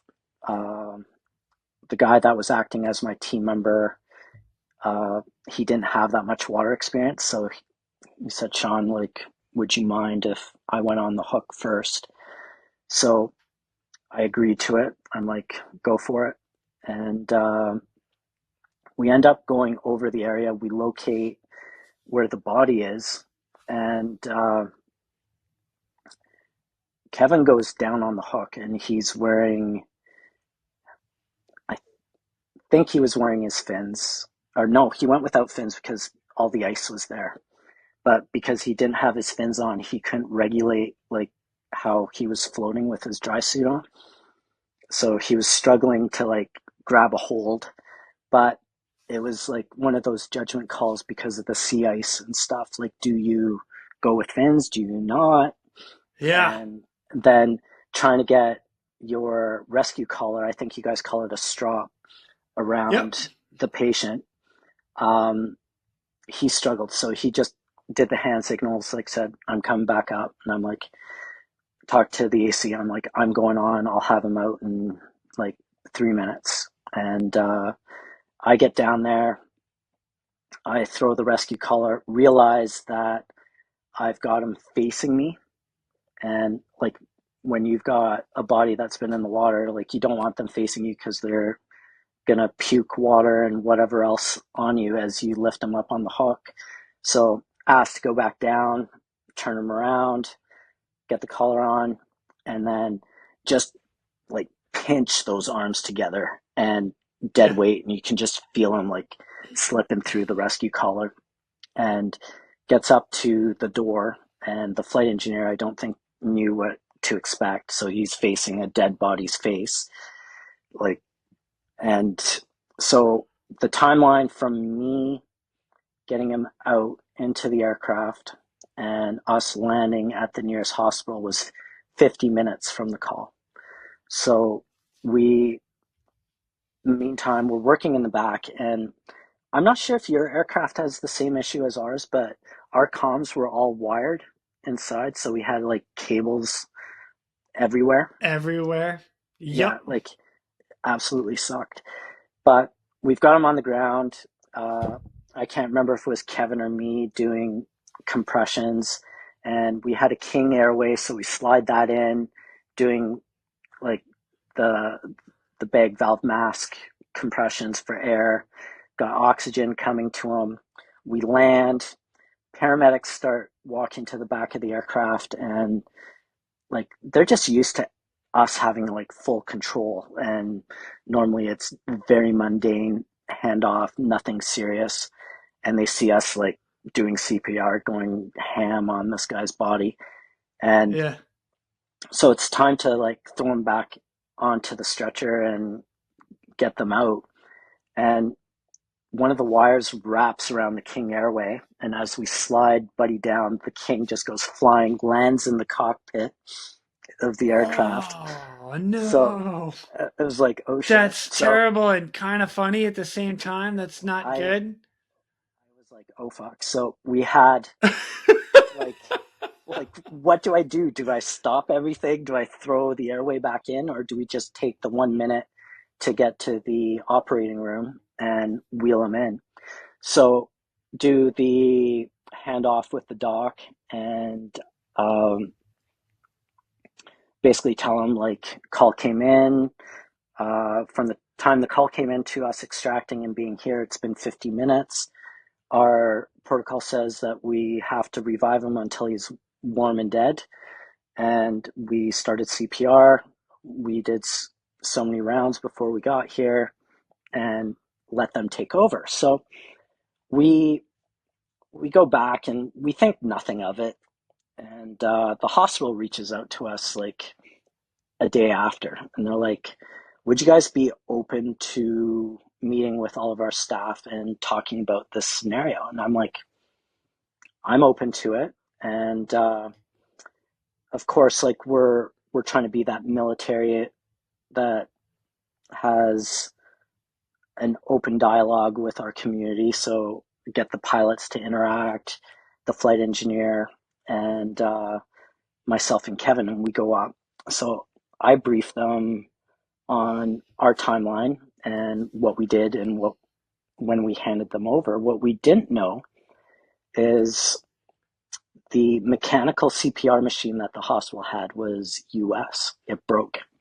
So all the nurses had to do CPR themselves on the body. And they ended up calling in all the paramedics in the area to do rotations on the body of doing CPR. And they went, and some of the nurses showed me their hands. They had blisters and everything on them from just going hard on the body. And Wow. The hospital had this new program where they decided to bring in the family into the operating room and let them see what the staff was doing to try and help this young kid.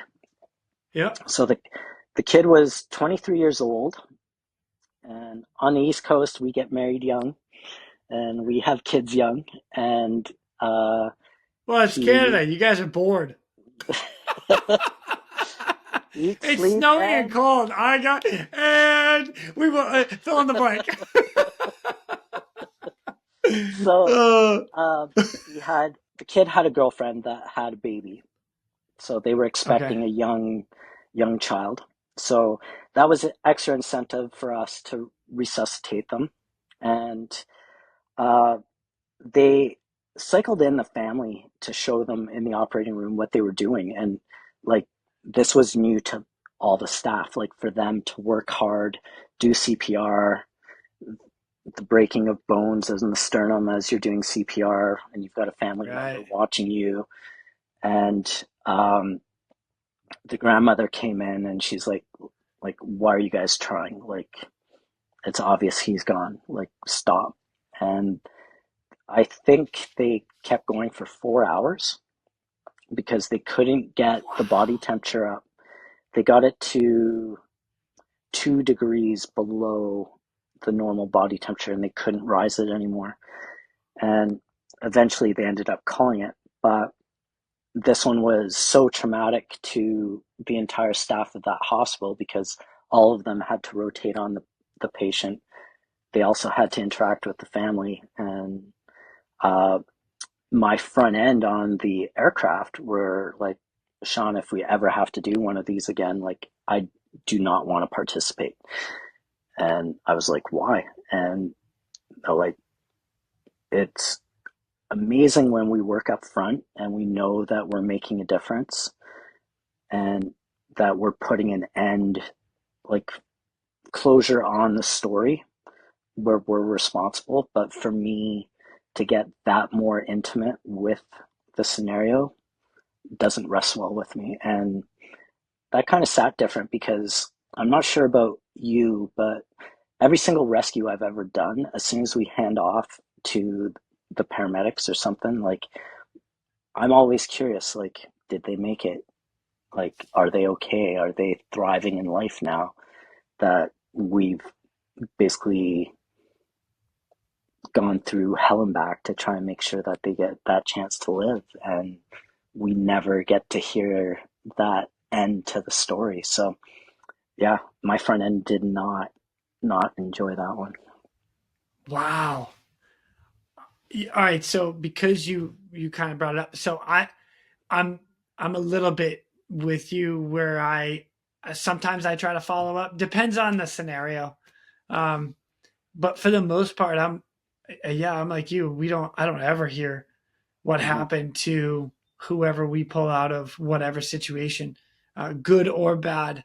Yeah. Um, yeah, it's unless by some chance we go back to the same hospital with another person and be like, hey, how did that end up turning out? Other than that, it's a once once we hand off, we go back to the air station, clean up the helicopter, get ready for the next one. I mean, Yeah. that's it. It's just so I can't say for me personally, like I've never done a whole lot of follow up myself. And it's more because I actually I'm gonna jump on board with the pilots with that one and be like, I don't really want to. It's not that I wouldn't love to have that conversation. And anybody that I've talked to after the rescue has always been so humbling, and you get, I'll use your words, very intimate with that scenario. Hmm. Uh, it brings it to such another perspective. So, but yeah, yeah, wow, A little different. it is. So, uh, eventually, as I was operating on the West Coast, I got the opportunity to qualify as a team lead very early compared to my course mates. And as a reward, guess where I got to go? We're gonna divert real quick to thank our sponsors. SpectroLab. SpectroLab, a pioneer and world-leading supplier of high-intensity searchlights for all para-public operations. Visit www.spectrolab.com to learn more about our third-generation Night Sun series high-intensity searchlight. When reliability and performance is critical to your mission, count on SpectroLab Night Sun searchlights. East Coast. I got to go down to Astoria. Oh, you got to go to Astoria, Oregon to Advanced Helicopter Rescue School with the U.S. Coast Guard. Yeah, AHRS. What? AHRS. So, as I understand, I believe I'm the second part of the second contingent that ever participated in AHRS. So I did it in February of 2013. Uh, Captain, I believe his nickname is Caveman Carter, was instrumental in us being able to liaise with you guys and participate. And I got to participate in AHRS under Master Chief Bean. So if that name rings a bell Uh, with any of you, yes, Eric Bean. It's the majority of us. The people that I know, we all love Eric. Eric's amazing. he was Yeah. amazing. A great host. And I will say it was also humbling trying to get ready to participate because uh, the land training aspect, that the requirements that you guys set out, that was very normal. But getting into the pool at the end of your test, doing the underwater portion was not something that we ever trained for, right? So, doing 25 meters underwater, 10 seconds to catch your breath, and then go again, like that was new. So, I had to spend some time in the pool, get ready, teach myself how to be smooth and efficient underwater. But the reality of why you guys do it didn't set in until I saw the mouth of the gorge and the Yeah, right? beautiful waves. And I was like, okay, now I know. Yeah. And those those 18 footers just rolling down like nothing. And so I will say the way that you guys structure AHRS is absolutely amazing. Um, your staff is very uh, well versed on briefing all of you on lessons learned, uh, teaching the nice little intricate tricks on how to operate the helicopter, work the hook, uh, the way that the swimmers need to exit the aircraft, manage the cable, manage your patient, get hooked up. We got taught quite a bit because whether you had one hand on the hook, you had one hand on the cable, managing your patient, how you had to notify the aircraft if it was just a wiggle of the head, say that you were set. But once you were back in the aircraft, like I was so used to just getting into it, going to the left side and just watching on the left side to say, am I close to any obstacles? Notify the pilots, and I would stay on the left side until we took off again, versus getting on the right side, looking at the horizon, looking for waves, and being ready for that abnormal one that would just come out of nowhere and potentially knock us into the water. So Yeah.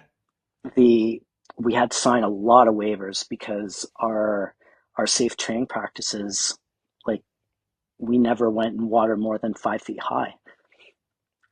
Winds that were over 20 knots. Like, so the fact that your instructors are trained by Red Bull to operate jet skis, and we're like, what kind of witchery is going on here? But it's a true statement too. yeah. So Yeah. I had also, I thought it was kind of funny watching The Guardian with Ashton Kutcher and Kevin Costner there. Costner. Yeah. That almost everything in the movie is everything that you guys do. Like, it Yes. was nuts, and I got to do everything in the movie. Like, okay, weird, but I remember Bean takes us over to the beach. It was a bad weather day, and he wants us to swim in the waves. And this is something that we had never done before. And I can't remember if you guys wear Mustang dry suits that are kind of thick and anyways, So at the look up. time, I was wearing either a DUI dry suit or I don't remember what the other one, the manufacturer, but it was a dry suit, and it was like rubber seals around the neck, rubber seals around the wrist, and then you're wearing a little skull cap or head cap, and then make sure you tuck it in, because if the neck seal breaks, you get filled with water. It's amazing and sucks at the same time. Some of the guys right now, and I'm speaking just from what I've seen from pictures and stuff, I'm not totally sure. I think they're all in wetsuits now, some sort of like either a whatever size mill for that size water. But so we wore a diving dry suit, whereas yours was strictly a dry suit, right? Yeah. So we moved to this like spandex outer shell that kept the bag close to us, versus yours you could keep room. Yeah. And now, real quick, the difference between the diving dry suit and a regular like dry suit that we wear is there's a compartment that you actually can, if I remember correctly, you can connect it to your tank and put a little air into it. Is that right? So you have a valve. Ours don't have that. Yeah. Okay. Go ahead. Valve on your chest, and then you have a valve on one of your arms, so that. And we only have the valve on the arm. Hold your arm up; it lets all the air out of the dry suit. That way, you're not floating, you're not bobbing around like it. Exactly. So yeah. We get to the beach, and he's like, the instructors are telling us about, I forget all my terminology, a rip current, riptide. Yep. And we're watching you guys for like, how do we do this? Like the three of us, myself, Alex, and I can't remember the other guy. I know his face right there, but we're watching you guys as the example. Like, where do we go in? Do we go further up the beach to get pulled into the riptide? Do we go below it and then hopefully get past all the wave breaks? And they all put in below it, which was the mistake. We had to go further up the beach, but we end up swimming in the waves for I don't know how long. It just felt like it could take 2 strokes, had to duck dive, come back up, take 2 strokes. But the the dry suit right away burped, and it was like full compression on the body. Felt weird. The three of us like stuck together, and we're like kind of comparing notes. Are you guys okay? Are we okay? Like, this is wild. Like, we're doing this. Like, holy F. And like, where are the rest of the guys? Because you guys swim in twos in the waves. And so we're doing this, but it became survival at one point, and it was just swim. So we'd hear the jet skis going past us, and they pick up two of the SARTechs, and I'm the one left out swimming by myself. And I remember doing this, and I believe it was Ian Powell. Okay. Was the instructor. He picks me up on the ski. We end up flipping like 2 or 3 times, but I think I got washed down the beach like 4 or 5 miles. Like, it was insane how strong the current was. And we had quite a ways to get back up, but that was unreal. Swimming in the cave and learning about hydraulics was something totally new to us. Something like, I've spent my life swimming in rivers. I love cliff jumping, but like learning about hydraulics and how to get out of a cave, and then the fact that you guys would reverse guideline and stay hooked to the aircraft as you guys went into caves and stuff like that. Yeah. Like, there was so much that was being handed to us. And then when you guys do your cliff work on the hook, like, we practice a little bit differently, but the cormorant's vicious. It's huge. The downwash is absolutely brutal. And we have to be careful that we're not going to knock our patient off the rocks. And Right. When we did the training scenario where we had the dummies on the rocks, like, we sent one of them flying like it wasn't anchored well enough, and like they had to reset, and then we get back in there. But it was amazing learning all the tips and tricks that you guys use and refresh all of your air crews and the swimmers continually. And the fact that you also make your entire air crew get wet and get in the river and get comfortable and getting in the life rafts, like, yeah.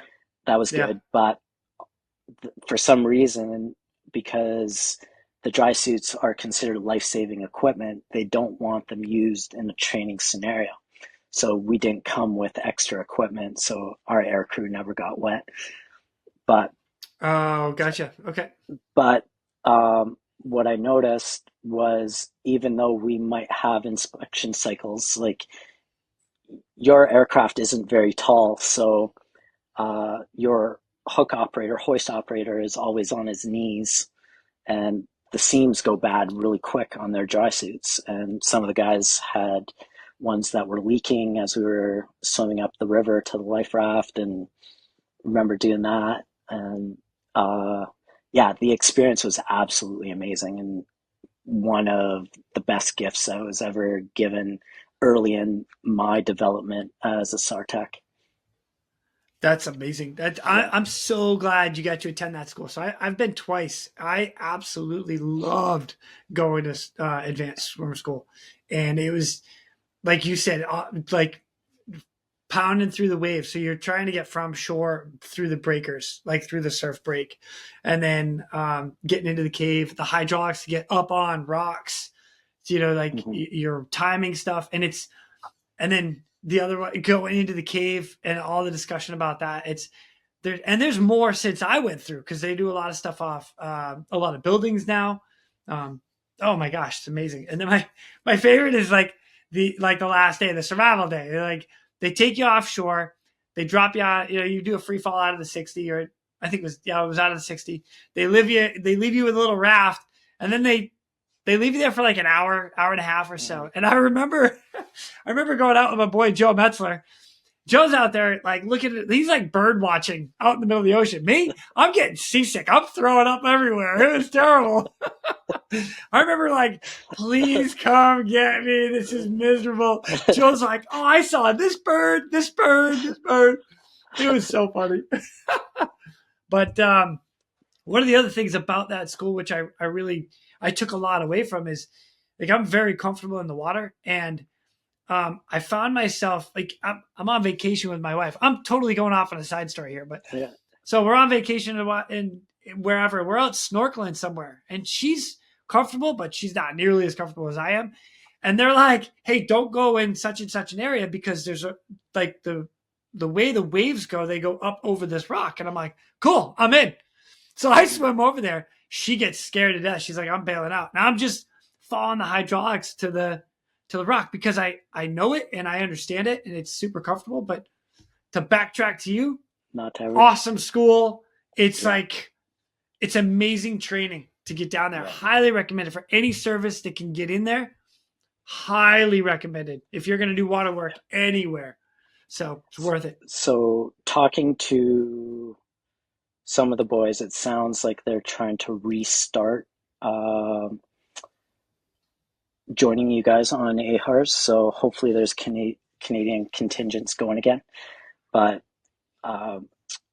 basically after my contingent went down, little side story. So the first contingent went down and you guys weren't ready for them, and there was some characters and they created mayhem on your Astoria base, including changing the flag and a few other things. So oh my gosh.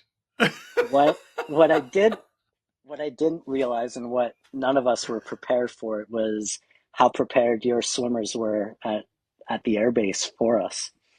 So we moved all of our gear into the swimmers building. And of course, every night we go to the hotel, do our thing. And the last night is when they went ham. So the maintainers put new stickers on our aircraft, so new designation numbers.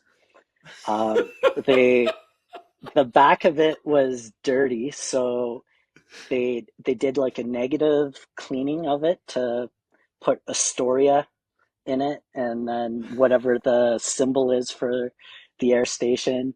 And they took my bags, for example. I still have one downstairs where there's the U.S. Coast Guard emblem sewn into my dive bag. I had U.S. flags with sticky Velcro under my fins, and we got labeled with all your stuff. It was kind of funny. And oh, that's when fantastic. we got back to base, they left it, I think, for 2 weeks before our base commander said, "Clean it." But yeah, we wore it proudly for a while. I will say to whoever did it, well played. Well played. Oh, that's funny. That's funny. I like that. I don't know where I was going. Oh, yeah. So we're all gung ho, and we come back to the island, and we have to do survival acts every year. And our training every year, the qualifications that we have to maintain are so extravagant that a lot of the time we have to go to trips. We work at hospitals. We go on special courses, but I had to do a 72-hour. So we go down to Tofino, which is on the west coast of Vancouver Island, which is kind of known as a tourist destination, our surfing destination of Canada. But there was a storm coming that weekend, and we got use of the surf truck and the surf jet ski that Parks Canada had. And one of our team leaders that had done AHRS was like, "Since you guys are there and you guys are the safety boat, we're going to come train and do some water entries." And I'm like, "All right, it's your call, but the waves are a little too high for our safe training practices." But we were trying to show to our training and standards that we needed to expose ourselves to more of an austere environment in the water. Yeah. And do it safely, but there's inherent risks at the same time. Like if your hoist operator tightens up that cable when a wave comes crashing, like you're going to break whoever's on the hook. So Right. we're out there, I don't know, it's like kind of mellow, 12 feet, 14 feet. But out of nowhere, this freight train of 3 waves comes through as they're about to hook onto the hook that are about 20 some feet high. We get out of the way on the jet ski because we're like, we're not going to survive. And uh, they get pummeled and they're on their EBS bottles, everything as they reach the surface. They come out flight safety afterwards because they thought they broke the SARTechs. And anyways, that ended our water training in adverse conditions. And so if they get back there soon, like I am hopeful because you guys do one of the best training programs out there ever when it comes to being on the coast. Yeah. Yeah, they absolutely do. And what they're doing now is even like again better than when I was going through. Mm-hmm. Actually, I'll even throw this out there. So when I went through it, I had a couple of pararescue guys from the Air Force join us, and those guys were on point with their stuff. And I'm really good friends with a couple of PJs or prior PJs, and one of the guys had mentioned to me, he's like, the U.S. Coast Guard rescue swimmers, that is their job. Like Mm-hmm. that's what they do, and they do it very, very well because there are so many intricate details that as a Coast Guard swimmer you can get into. Whereas I'm going to use you as a SARTech. You have a dive qualification. You have a free fall jump qualification. You have land qualification, paramedic qualification. You've got all these different things that you have to be good at, right? Not that I want to downplay a Coast Guard rescue swimmer because I do not. What they do in the qualifications they have are by far like top notch. But because we don't have dive qualifications, because we don't have jump qualifications, we can really, really perfect and specialize what we do as a Coast Guard rescue swimmer, surface swimmer, getting on wave hydraulics, cave rescue, breaking through the surf. All those aspects that we do are like fine, detailed, worked Mm-hmm. through. Yeah. Yeah. No, you guys are amazing. Yeah. Thanks. It's them now. I'm like the guy that used to do it. You're part of the legacy like me. So, hey, I got my number. I'm going to keep it too. Let's go. Where do you want to take this next? Well, I'll tell you what. You know what? Because I love a good rescue story. We've had some somber stories of you. Do you have any that stand out to you that were like a good outcome? And when I say a good outcome, like you went out, did something, and then pulled somebody back, and they're like, yeah, right on. Cool. That was cool. Thanks. We're going to divert real quick to thank our sponsors. The RealResQStore.com. Your shop for all your podcast-worthy gear. From comfortable shirts to cozy mugs, we've got everything to showcase your love for your favorite podcast. So what are you waiting for? Head to the RealResQStore.com and let your gear do the talking. Interesting question. A lot of it's somber. I'm sorry to hear that. Okay, so one of the wildest days shortly after I got my team lead qualification, we ended up doing some training with the local RCMP catamaran. We did a few boat hoists, everything. We end up landing over at the Powell River Airport, and we're there to catch equipment for another RTL that's up in training, dropping stuff to us, simulated like an emergency on the ground. And a call comes in for a 4x4 in the mountains that's flipped over. So Nick and I, both course mates, were all excited. We're like, yeah, we get our first rescue as course mates. Like we're set. And we go up, and it's quite a ways in the back roads, and the ALS ambulance shows up, and we see them walking up the logging road, and we're like, okay, like, what do we do? So we end up going up the logging road further to see if we can spot where the car flipped. And what turns out that happened is the guy had to run out 12 kilometers before he could get cell reception to call for help and leave his buddy behind in the vehicle that had flipped. And basically there was a washout in the road. They had successfully bypassed it on the way into the backcountry, but on their way out, they didn't navigate it the same way and flipped and rolled. So Nick and I are there. There's 4 paramedics because there's always primary care. Then there's the specialist, the ALS, and they're on scene. And it's a steep, like way down to the vehicle. So we get the Stokes out, and we know that we have to put them on a spine board, get the person out, extract them. And I'm not sure if you guys have that little backboard that only goes down to the hips. It's green in color, head strap, chest straps. I forget what it's so called. we train on it. I don't remember if the guys carry it. I haven't used it since I went through like Anyways, paramedic school. we had to pull that out and do a vehicle extraction, something that we've trained for. And we had to develop a rope rescue. Oh, that's another thing that we trained for that I never talked about. Mountain rescues. So doing rope rescue, but in 2-man teams. Like, we're not like a fire department that can have all that manpower and do a pulley system. We have to build it so that one person does all the work while the other person's below rescuing the individual. So pretty intricate, but Nick goes down with the ALS dudes, and I'm at the top, like building the system, throwing the ropes down so that they can hook the Stokes on and carry him back up.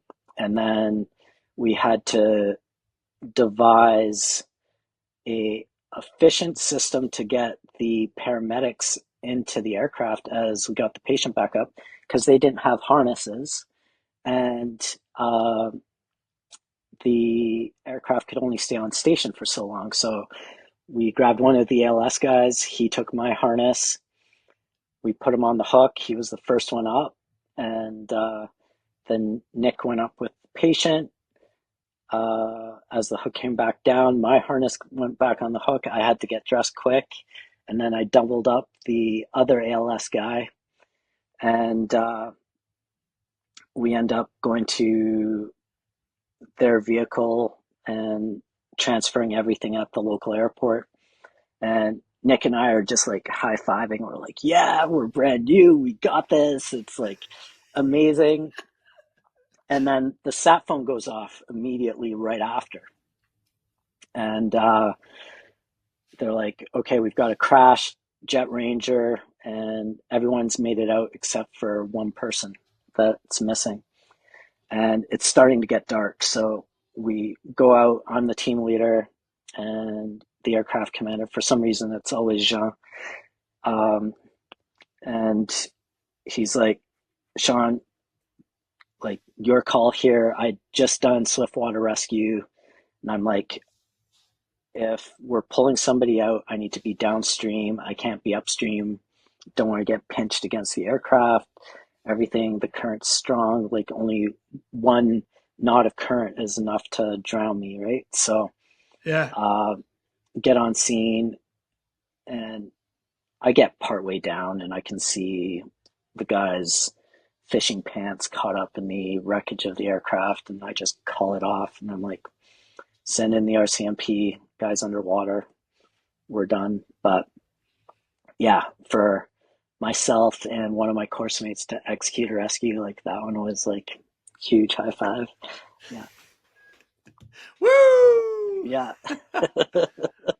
Oh, that's good. All right, I'm gonna ask for one more, and the next one I ask for is there any that stand out? I mean, 86. You had a lot of rescues. Are there any that stand out to you that was like kind of a funny something that happened? You're like that was just hilarious, and one way or another. So the funniest incident is a training scenario, and I love it. I love it. Training is the so best. so we're going to Okanagan Lake, which is in the lavish desert country of British Columbia, and we've got a huge lake. It's wine country, fruit and whatever. A lot of the lavish people live over there, and one of our flight engineers has family that's there, and they're participating in a mountain bike race. So we're like, hey, we'll fly the colors, we'll swing by, and we start scouting the lake. We're like, how close to the beach do we want to be? Everybody starts coming to the beach to watch us go into the water, and so I think we're about 200 feet offshore. Like, I'm I'm unsure about the water. I'm making the call. And one thing that's different about our aircraft compared to yours, and it messed with a lot of your swimmers, is we can stand up at the door, right? Versus you Oh, yeah, guys yeah, yeah. sit at the Yeah. We have to sill. sit down. Yeah. And Yep. so stand, just feel like a hero at the door. You're looking out, and I'm like, okay, do the brief. And I'm like, however many free entries, because the flight engineer wants to come out and see his family. So I make the call, I jump out, and of course, like how we train is we want to go into the water like a banana so that we don't do like a deep entry. We kind of do a shallow entry. Yep. And Yeah. I go in and I hit mud right away. And I stand up and the water line's at my knees. And I basically my head's at the same level as the aircraft. And I'm like, no, we're calling it. And so Clav's laughing his ass off. And so they hoist everybody out that wants to go to shore. And anyways, it was absolutely hilarious then because nobody expected it. Just hammer into the lake mud. And yeah, I wasn't far enough out. That's terrible. I'm so sorry. No, it's awesome. But yeah. Oh, gosh. Sean, this has been a blast for me. I've had you on for a super long time. I thank you for all the stories. If you want Oh, to you're share any more, welcome. you're more than welcome to. Other than that, I can keep talking. keep going, man. If you want to keep talking, entirely up to you. Let it Okay. ride. Let it ride. I'm here. Let's do this. So one of the aspects I want to touch with you about is we do a lot of cross training, right? And we're big on it. Like you guys as Americans, you guys make sure that you move your pilots all over the place to experience different countries, uh, or manage different countries and start handing down your knowledge to those individuals so that they become a better military and operating force. And us as Canadians with SARTechs, we're kind of the all-arounder Swiss Army knife. So one of the treaties that we have is the North Atlantic Treaty. And if there's something that goes wrong over there, like we have to be one of the countries that commits assets to the rescue. And Greenland has to commit their assets, which is governed by the Danes, Iceland, and then the Brits, Spanish, whatever. So there was a SARX where we were supposed to get evaluated up in Greenland. So we went to Iceland first and we convened there. And all the countries are sending their different assets, and they decide to simulate a a cruise ship that basically went aground, people are hurt, fire on board. And from the time that you land your assets, your people are taking notes on how fast assets respond, decisions are made, and how you start executing your plan for extraction. So, us as Canadians, we arrive with the Herc, which is going to be our way of doing it. We load it with SARTechs, so we had 6 guys with us, and we jump out of the Herc with our fins on, life rafts Nice. attached, and basically jump in. And one of the most memorable jumps I've ever done, because we were very far up on the northeast coast by a very triangular island. And so we get picked up, we get onto the ship, and we start taking control right away. And we're going through everything. We're doing the triage, we're labeling people, like who's the emergency, who's not, and giving them colors. And I'm not sure if you guys do the same thing. Yeah. And Green, good. Orange, red, black, or zebra. so for us, it's black, gray for missing. So Oh, black gray. That might be on there black too. is dead, gray is missing, like we can't account for them. Blue Yep. is we're gonna let them die.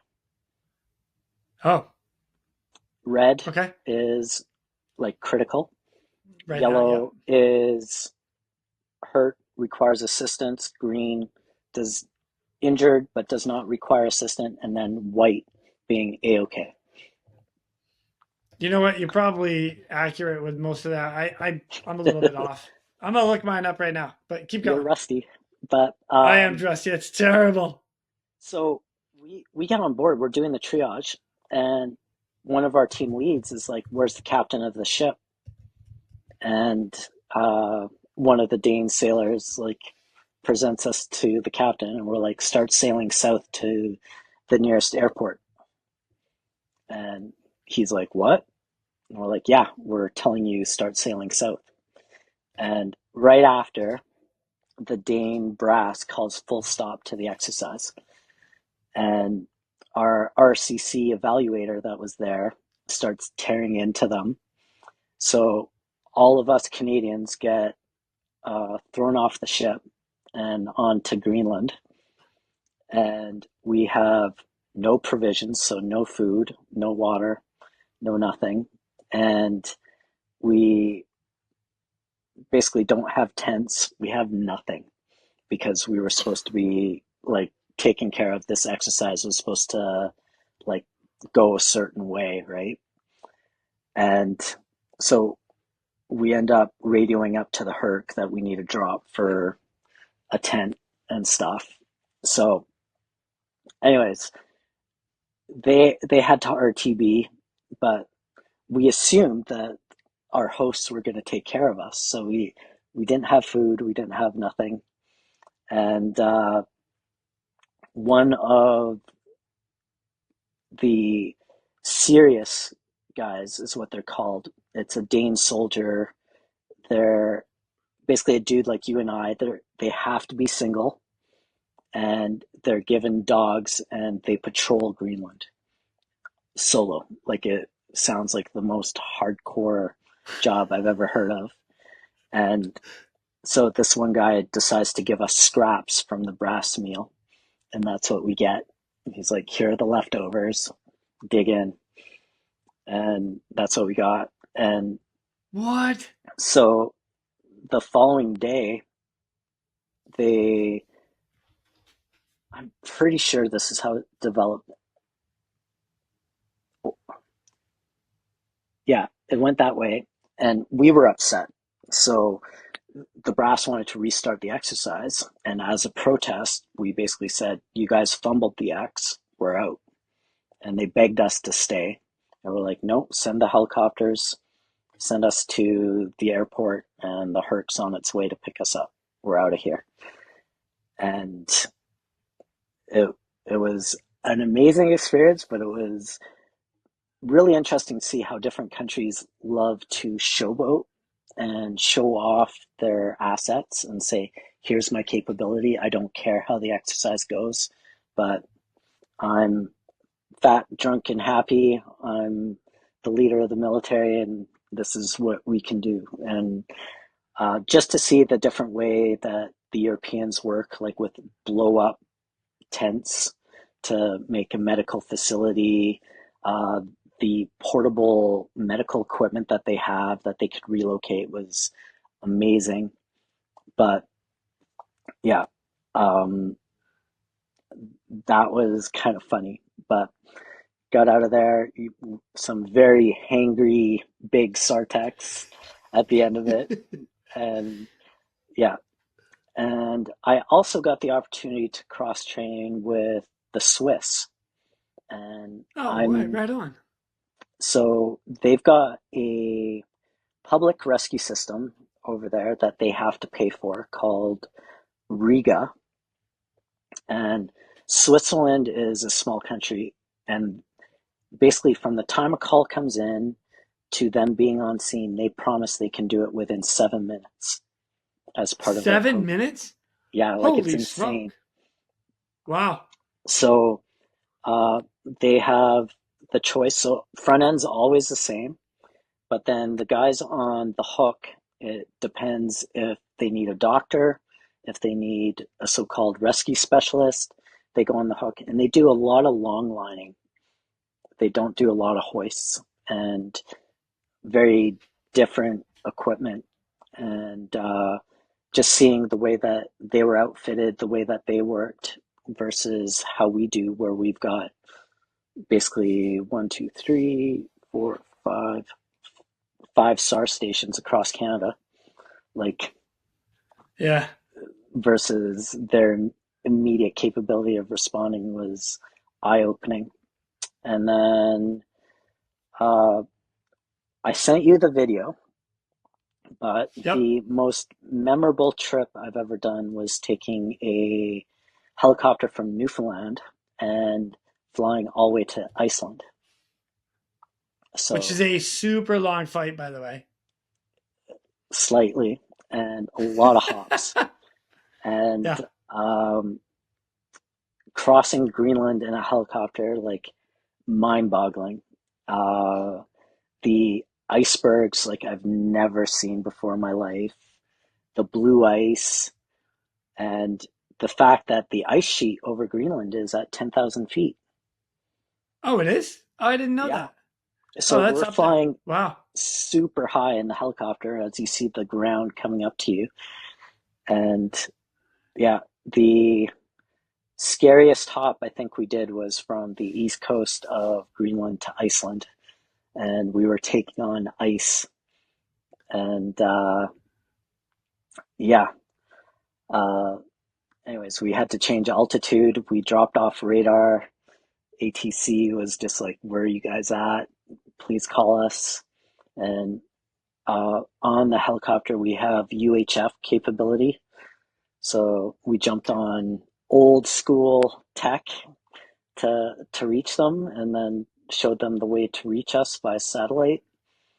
And then we we got to work with the different assets in Iceland, which was really cool, and show them they have a lot of ground SAR capabilities, including ground SAR guys with dogs that they are training to be on the hoist of helicopters. And we got to do a lot of cross training with them, learn about everything. And their aircrafts went U.S. one day, and we were asked to take over SAR for Iceland. So What? Oh, that's cool. yeah, so our aircraft commander said yes. And I remember when he called back to Canada, Canada didn't know how to respond. And they're like, "You can't do such a thing." And his response was like, "Look, we're part of the treaty. Like, this is the responsible thing for us to do. And unless there's a call in Canada that needs us, like, we need to say yes." And yeah, we took over, and that felt pretty cool. And they brought in pizza for us and all sorts of stuff, gave us shirts, and yeah. But to see, like, they've got two or three helicopters in Iceland. That's all they have to service the whole country. Greenland has six. And it's just like mind boggling to see the differences on different remote countries on how they Yeah. operate. But to see the wildlife, the coastline, the ice, the glaciers, like Dude, I've never seen such beauty before in my life, and that was absolutely mind blowing. And yeah, I came back to British Columbia. During my service, I blew up my left knee in 2011 and had an operation in 2013 to fix it. Blew out my right knee in 2015 and got posted in 2016 back to BC. And uh, I got to attend my last rescue ever, and this is where I'll close it with you. So, Oh, so, yes. Okay, okay. Hey, and I think, wait a minute. Before we get into that, real quick, yeah, I want to throw this out there because I did look it up. So the triage tag hmm that I'm familiar with has four. It's minor, which is green, hmm delayed, which is a yellow, immediate, which is red, and then your black and or yeah, your zebra is your deceased. So I want to that's clear that up right now. Okay. that's that's the classic tag. You're not Yes. wrong with that one. Yeah, Yeah. but Okay. So that's what I'm used to wearing or when it's issuing more and doing. intricate, like when you got a ton of people, Yep. and sometimes extraction isn't possible, you got to designate some blues. So Okay. yeah, Noted. yeah. Okay. So I've sent you the article. I've got way more pictures if you want to post them too. But Yes, um, please. so it's near Anaheim Lake in BC, and we get told that there's a beaver that's crashed. Good afternoon. It's Tuesday, October the 11th. Thanks for joining us. We begin today with breaking news. One person has been killed and 4 others have been injured in a plane crash in the BC interior. The small plane went down yesterday morning near Laidman Lake. That's about 80 kilometers northeast of Anaheim Lake and west of Williams Lake. The 5 people set out from Vanderhoof to a hunting lodge at Laidman Lake. Weather was said to be good at the time. The hunters all from Saskatchewan. The de Havilland Beaver went down in a heavily wooded area. Search and rescue technicians from a CC-115 Buffalo aircraft parachuted down to the site. There they found 1 person dead in the wreckage, 2 others in critical condition. The survivors were taken by helicopter to Anaheim Airport for transfer to Vancouver on board 2 fixed-wing BC air ambulances. The Transportation Safety Board is investigating. That is your classic, beautiful bush plane, and they still go today. Like, they're absolutely amazing. And it's 5 guys on board. The plane takes off right away. They've got 3 SARTechs on board, and they go. And I know that being on the helicopter, this is my bread and butter. I get on the phone, try and see if I can get extra help, and uh, I I'm trying to remember. I get a new upcoming SARTech Zach with us, and we load up and we go. And this poor bush plane just thundered like nose in. So the guys jump in, everything. BC ambulance with one of their Huey helicopters shows up, and uh, their pilot, amazingly enough, got out and started helping. And the paramedics are on scene. We we hike in for about 10 minutes into the woods until we get to the crash site. And uh, unfortunately, the pilot passed away almost immediately after the SARTechs arrived. It's like that. I forget what they call it. It's like you hold on to that adrenaline, but as soon as you think you're safe, like your blood pressure dumps and Yeah. like Yeah. Yeah. and so It's you know what, I can't remember what it's called, but I know survivors have that, like it's the oh my god, I'm saved, and they just yeah, they let go and the body can't handle it. Yeah. exactly. So that guy passed away. There was 2 reds, 1 yellow, and then the green was the guy all the way at the back of the aircraft, and he had 2 broken wrists. And so we start working together with the paramedics, and um, it was kind of interesting. So we had to do the extraction plan. We knew we couldn't get the helicopter right over top because of the patients and the risk of deadfall and trees being knocked over and stuff, or the aircraft possibly being pushed around. So the paramedics, the pilot, and one of the SARTechs walked one of the patients up to their aircraft, one of the red. We started carrying our guys up to our extraction point for our helicopter. So we had the green, a yellow, and a red as well. Two of them in stretchers. So one in a sked, one in the proper basket, and post holing the whole way. And this is when I had like the worst realization. I was like, I'm the weak link here. Like my knees can't hold out. Like we're post holing, we're going through the moss, the snow, and everything, and my right knee is bad. And like the young guys are good. They're like, Sean, organize the extraction plan, get off the patients, start doing your thing. And I'm like, okay. And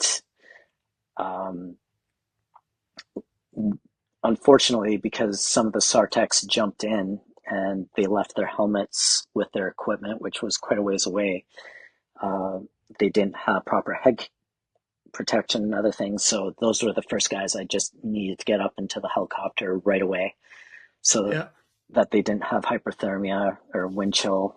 And it was going to be painful for a bit, but at least get them in, got the patients in, and got everybody out. We flew to the little airport and we extracted all of our patients into the lobby of the airport, and we started re-triaging everybody.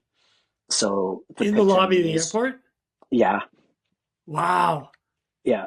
So like the biggest problem, and for all the rescues I've done out in nature, like if you've got snow and cold and people are wearing like thick clothing, like it's so hard to get everything on them the right way without putting them further at risk. And the golden rule is the golden rule. Like get them out quick and fast. If you can't package them properly, so be it.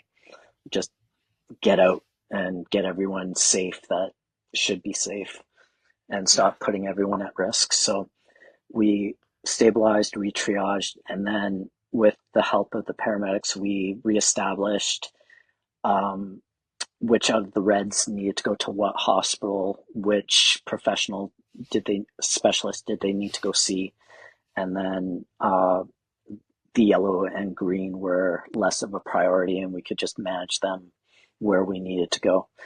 But ended up dropping them off. And then the sad story with that one is the guy that was flying the plane was the owner of a mining company, and he wanted to show his buddies as they were going on a hunting trip, like, here's the new mine. And he was banking, and he lost horizon and stalled the aircraft while banking it and lost speed. No. But all of those families relied on him for their survival. So now the widow had control of the mine. She sold the company, and then the company that took over basically ended up firing and rehiring a lot of people, and there was a lot of fallout from it. But years, I think it was a year later or 2 years later, the families of the survivors came back to see us, and we got to share the stories, footage of the ground. I could dig that up. I'm not sure if I should share it, but you don't have to. We'll see. Okay. And basically to give the survivors a chance to say thank you and everything, and also because the rescue to them was unclear because they couldn't remember a lot of what happened because of the adrenaline, being in pain, everything else. So that was my last rescue, and I went in for surgery, exploratory surgery on my right knee, And that's where we found out that I had a full rupture of my ACL and a PCL that's almost non-existent, and MCL tears. So the doctors sat me down afterwards and basically said, you have to stop being a SARTech. You can't do this job anymore if you want to be able to walk in the future, because you have no ligaments left to create stability for your knee. And we could do a full knee replacement, but you don't have the ligaments there to help you. So you have the damage that you have, but we can't declare you operationally fit. So I went through the sad process of losing my identity within the community. And because I'm not sure if you went through this in retirement, but like, you're part of an elite group that gives you so much purpose, and it's also an avenue for you to decompress on a daily basis, to not deal with all your demons. And that was all taken away, and integrating into civilian life is strange. Like, it's not something that I'm used to, and there was a lot of problems associated with it as I tried to start my reintegration process. And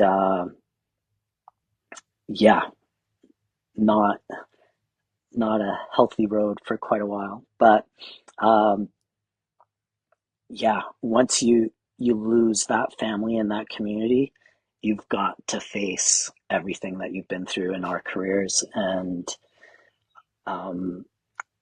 part of tonight and why I'm thankful for this experience is for me to be proud of what I've been able to accomplish, celebrate who I am, and love myself for what I've been able to do. And thank you, thank you, Jason. Heck, Sorry. yeah. No, I do. Come on, Sean. I'm all about this. I love this. I love the fact that you just said that, because that's what it's all about. Yeah. You have done some amazing stuff. You have been through some crazy stuff. You have been through that, oh my God, I can't believe that just happened stuff. Some stuff we keep bottled up, some stuff we let out. Man, I'm happy to highlight it.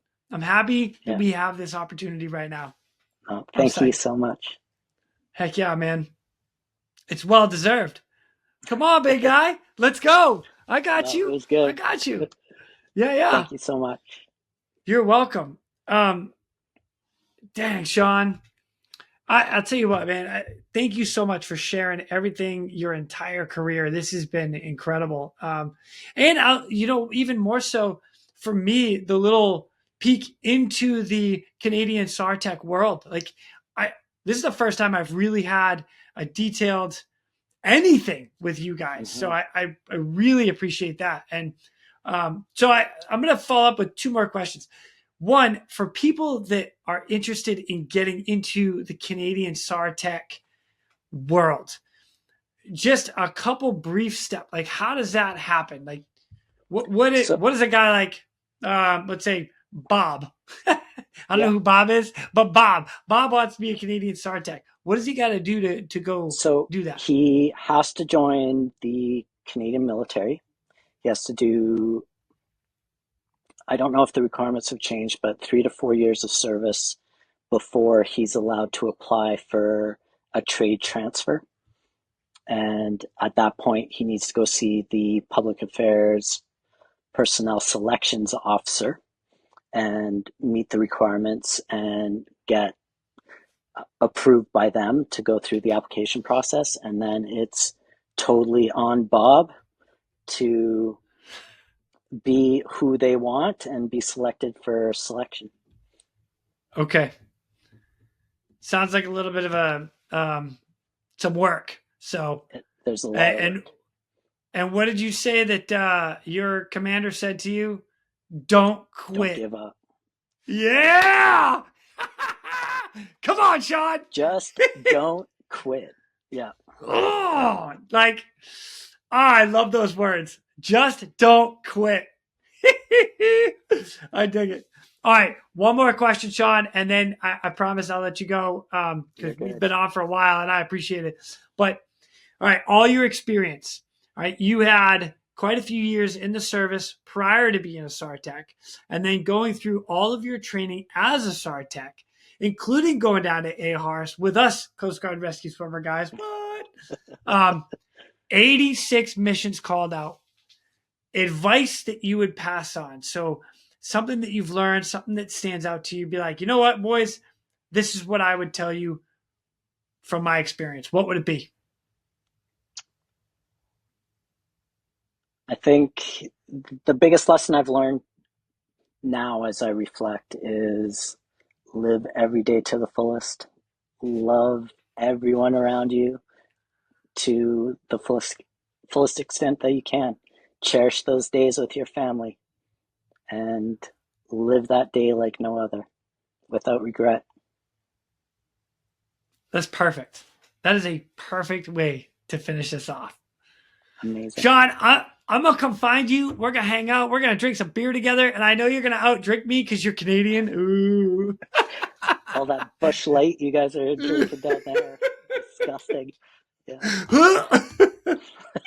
You know what? I will try to keep up. How's that? Sounds good.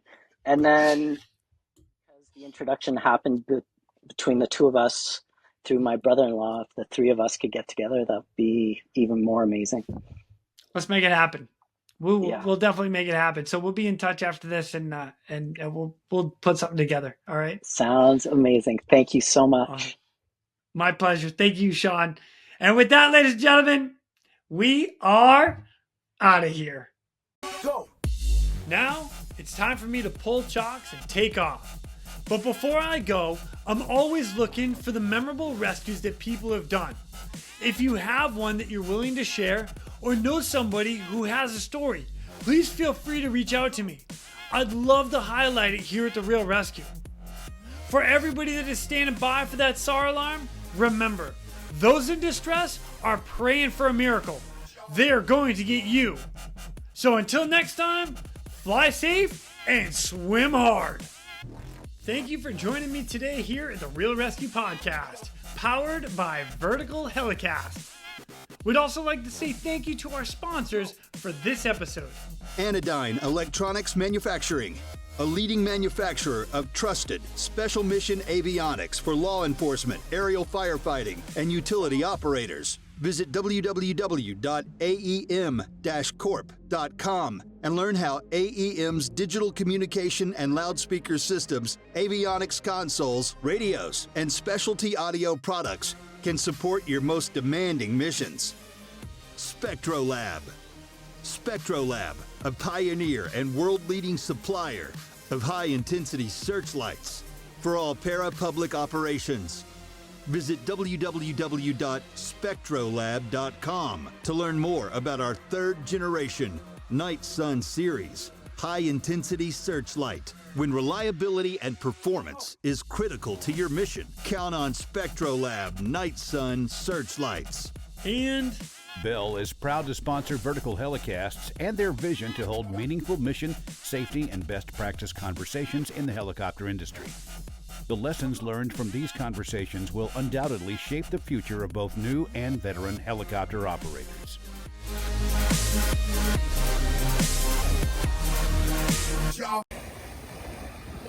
This is what I'm talking about. Getting the dogs in the water. Brody, you need to learn how to swim a little bit more. You gotta go get him. Go get him. Go get him. Go get him. Go get him. That's it. That's it. Yeah. Run these dogs on the beach. Let's go.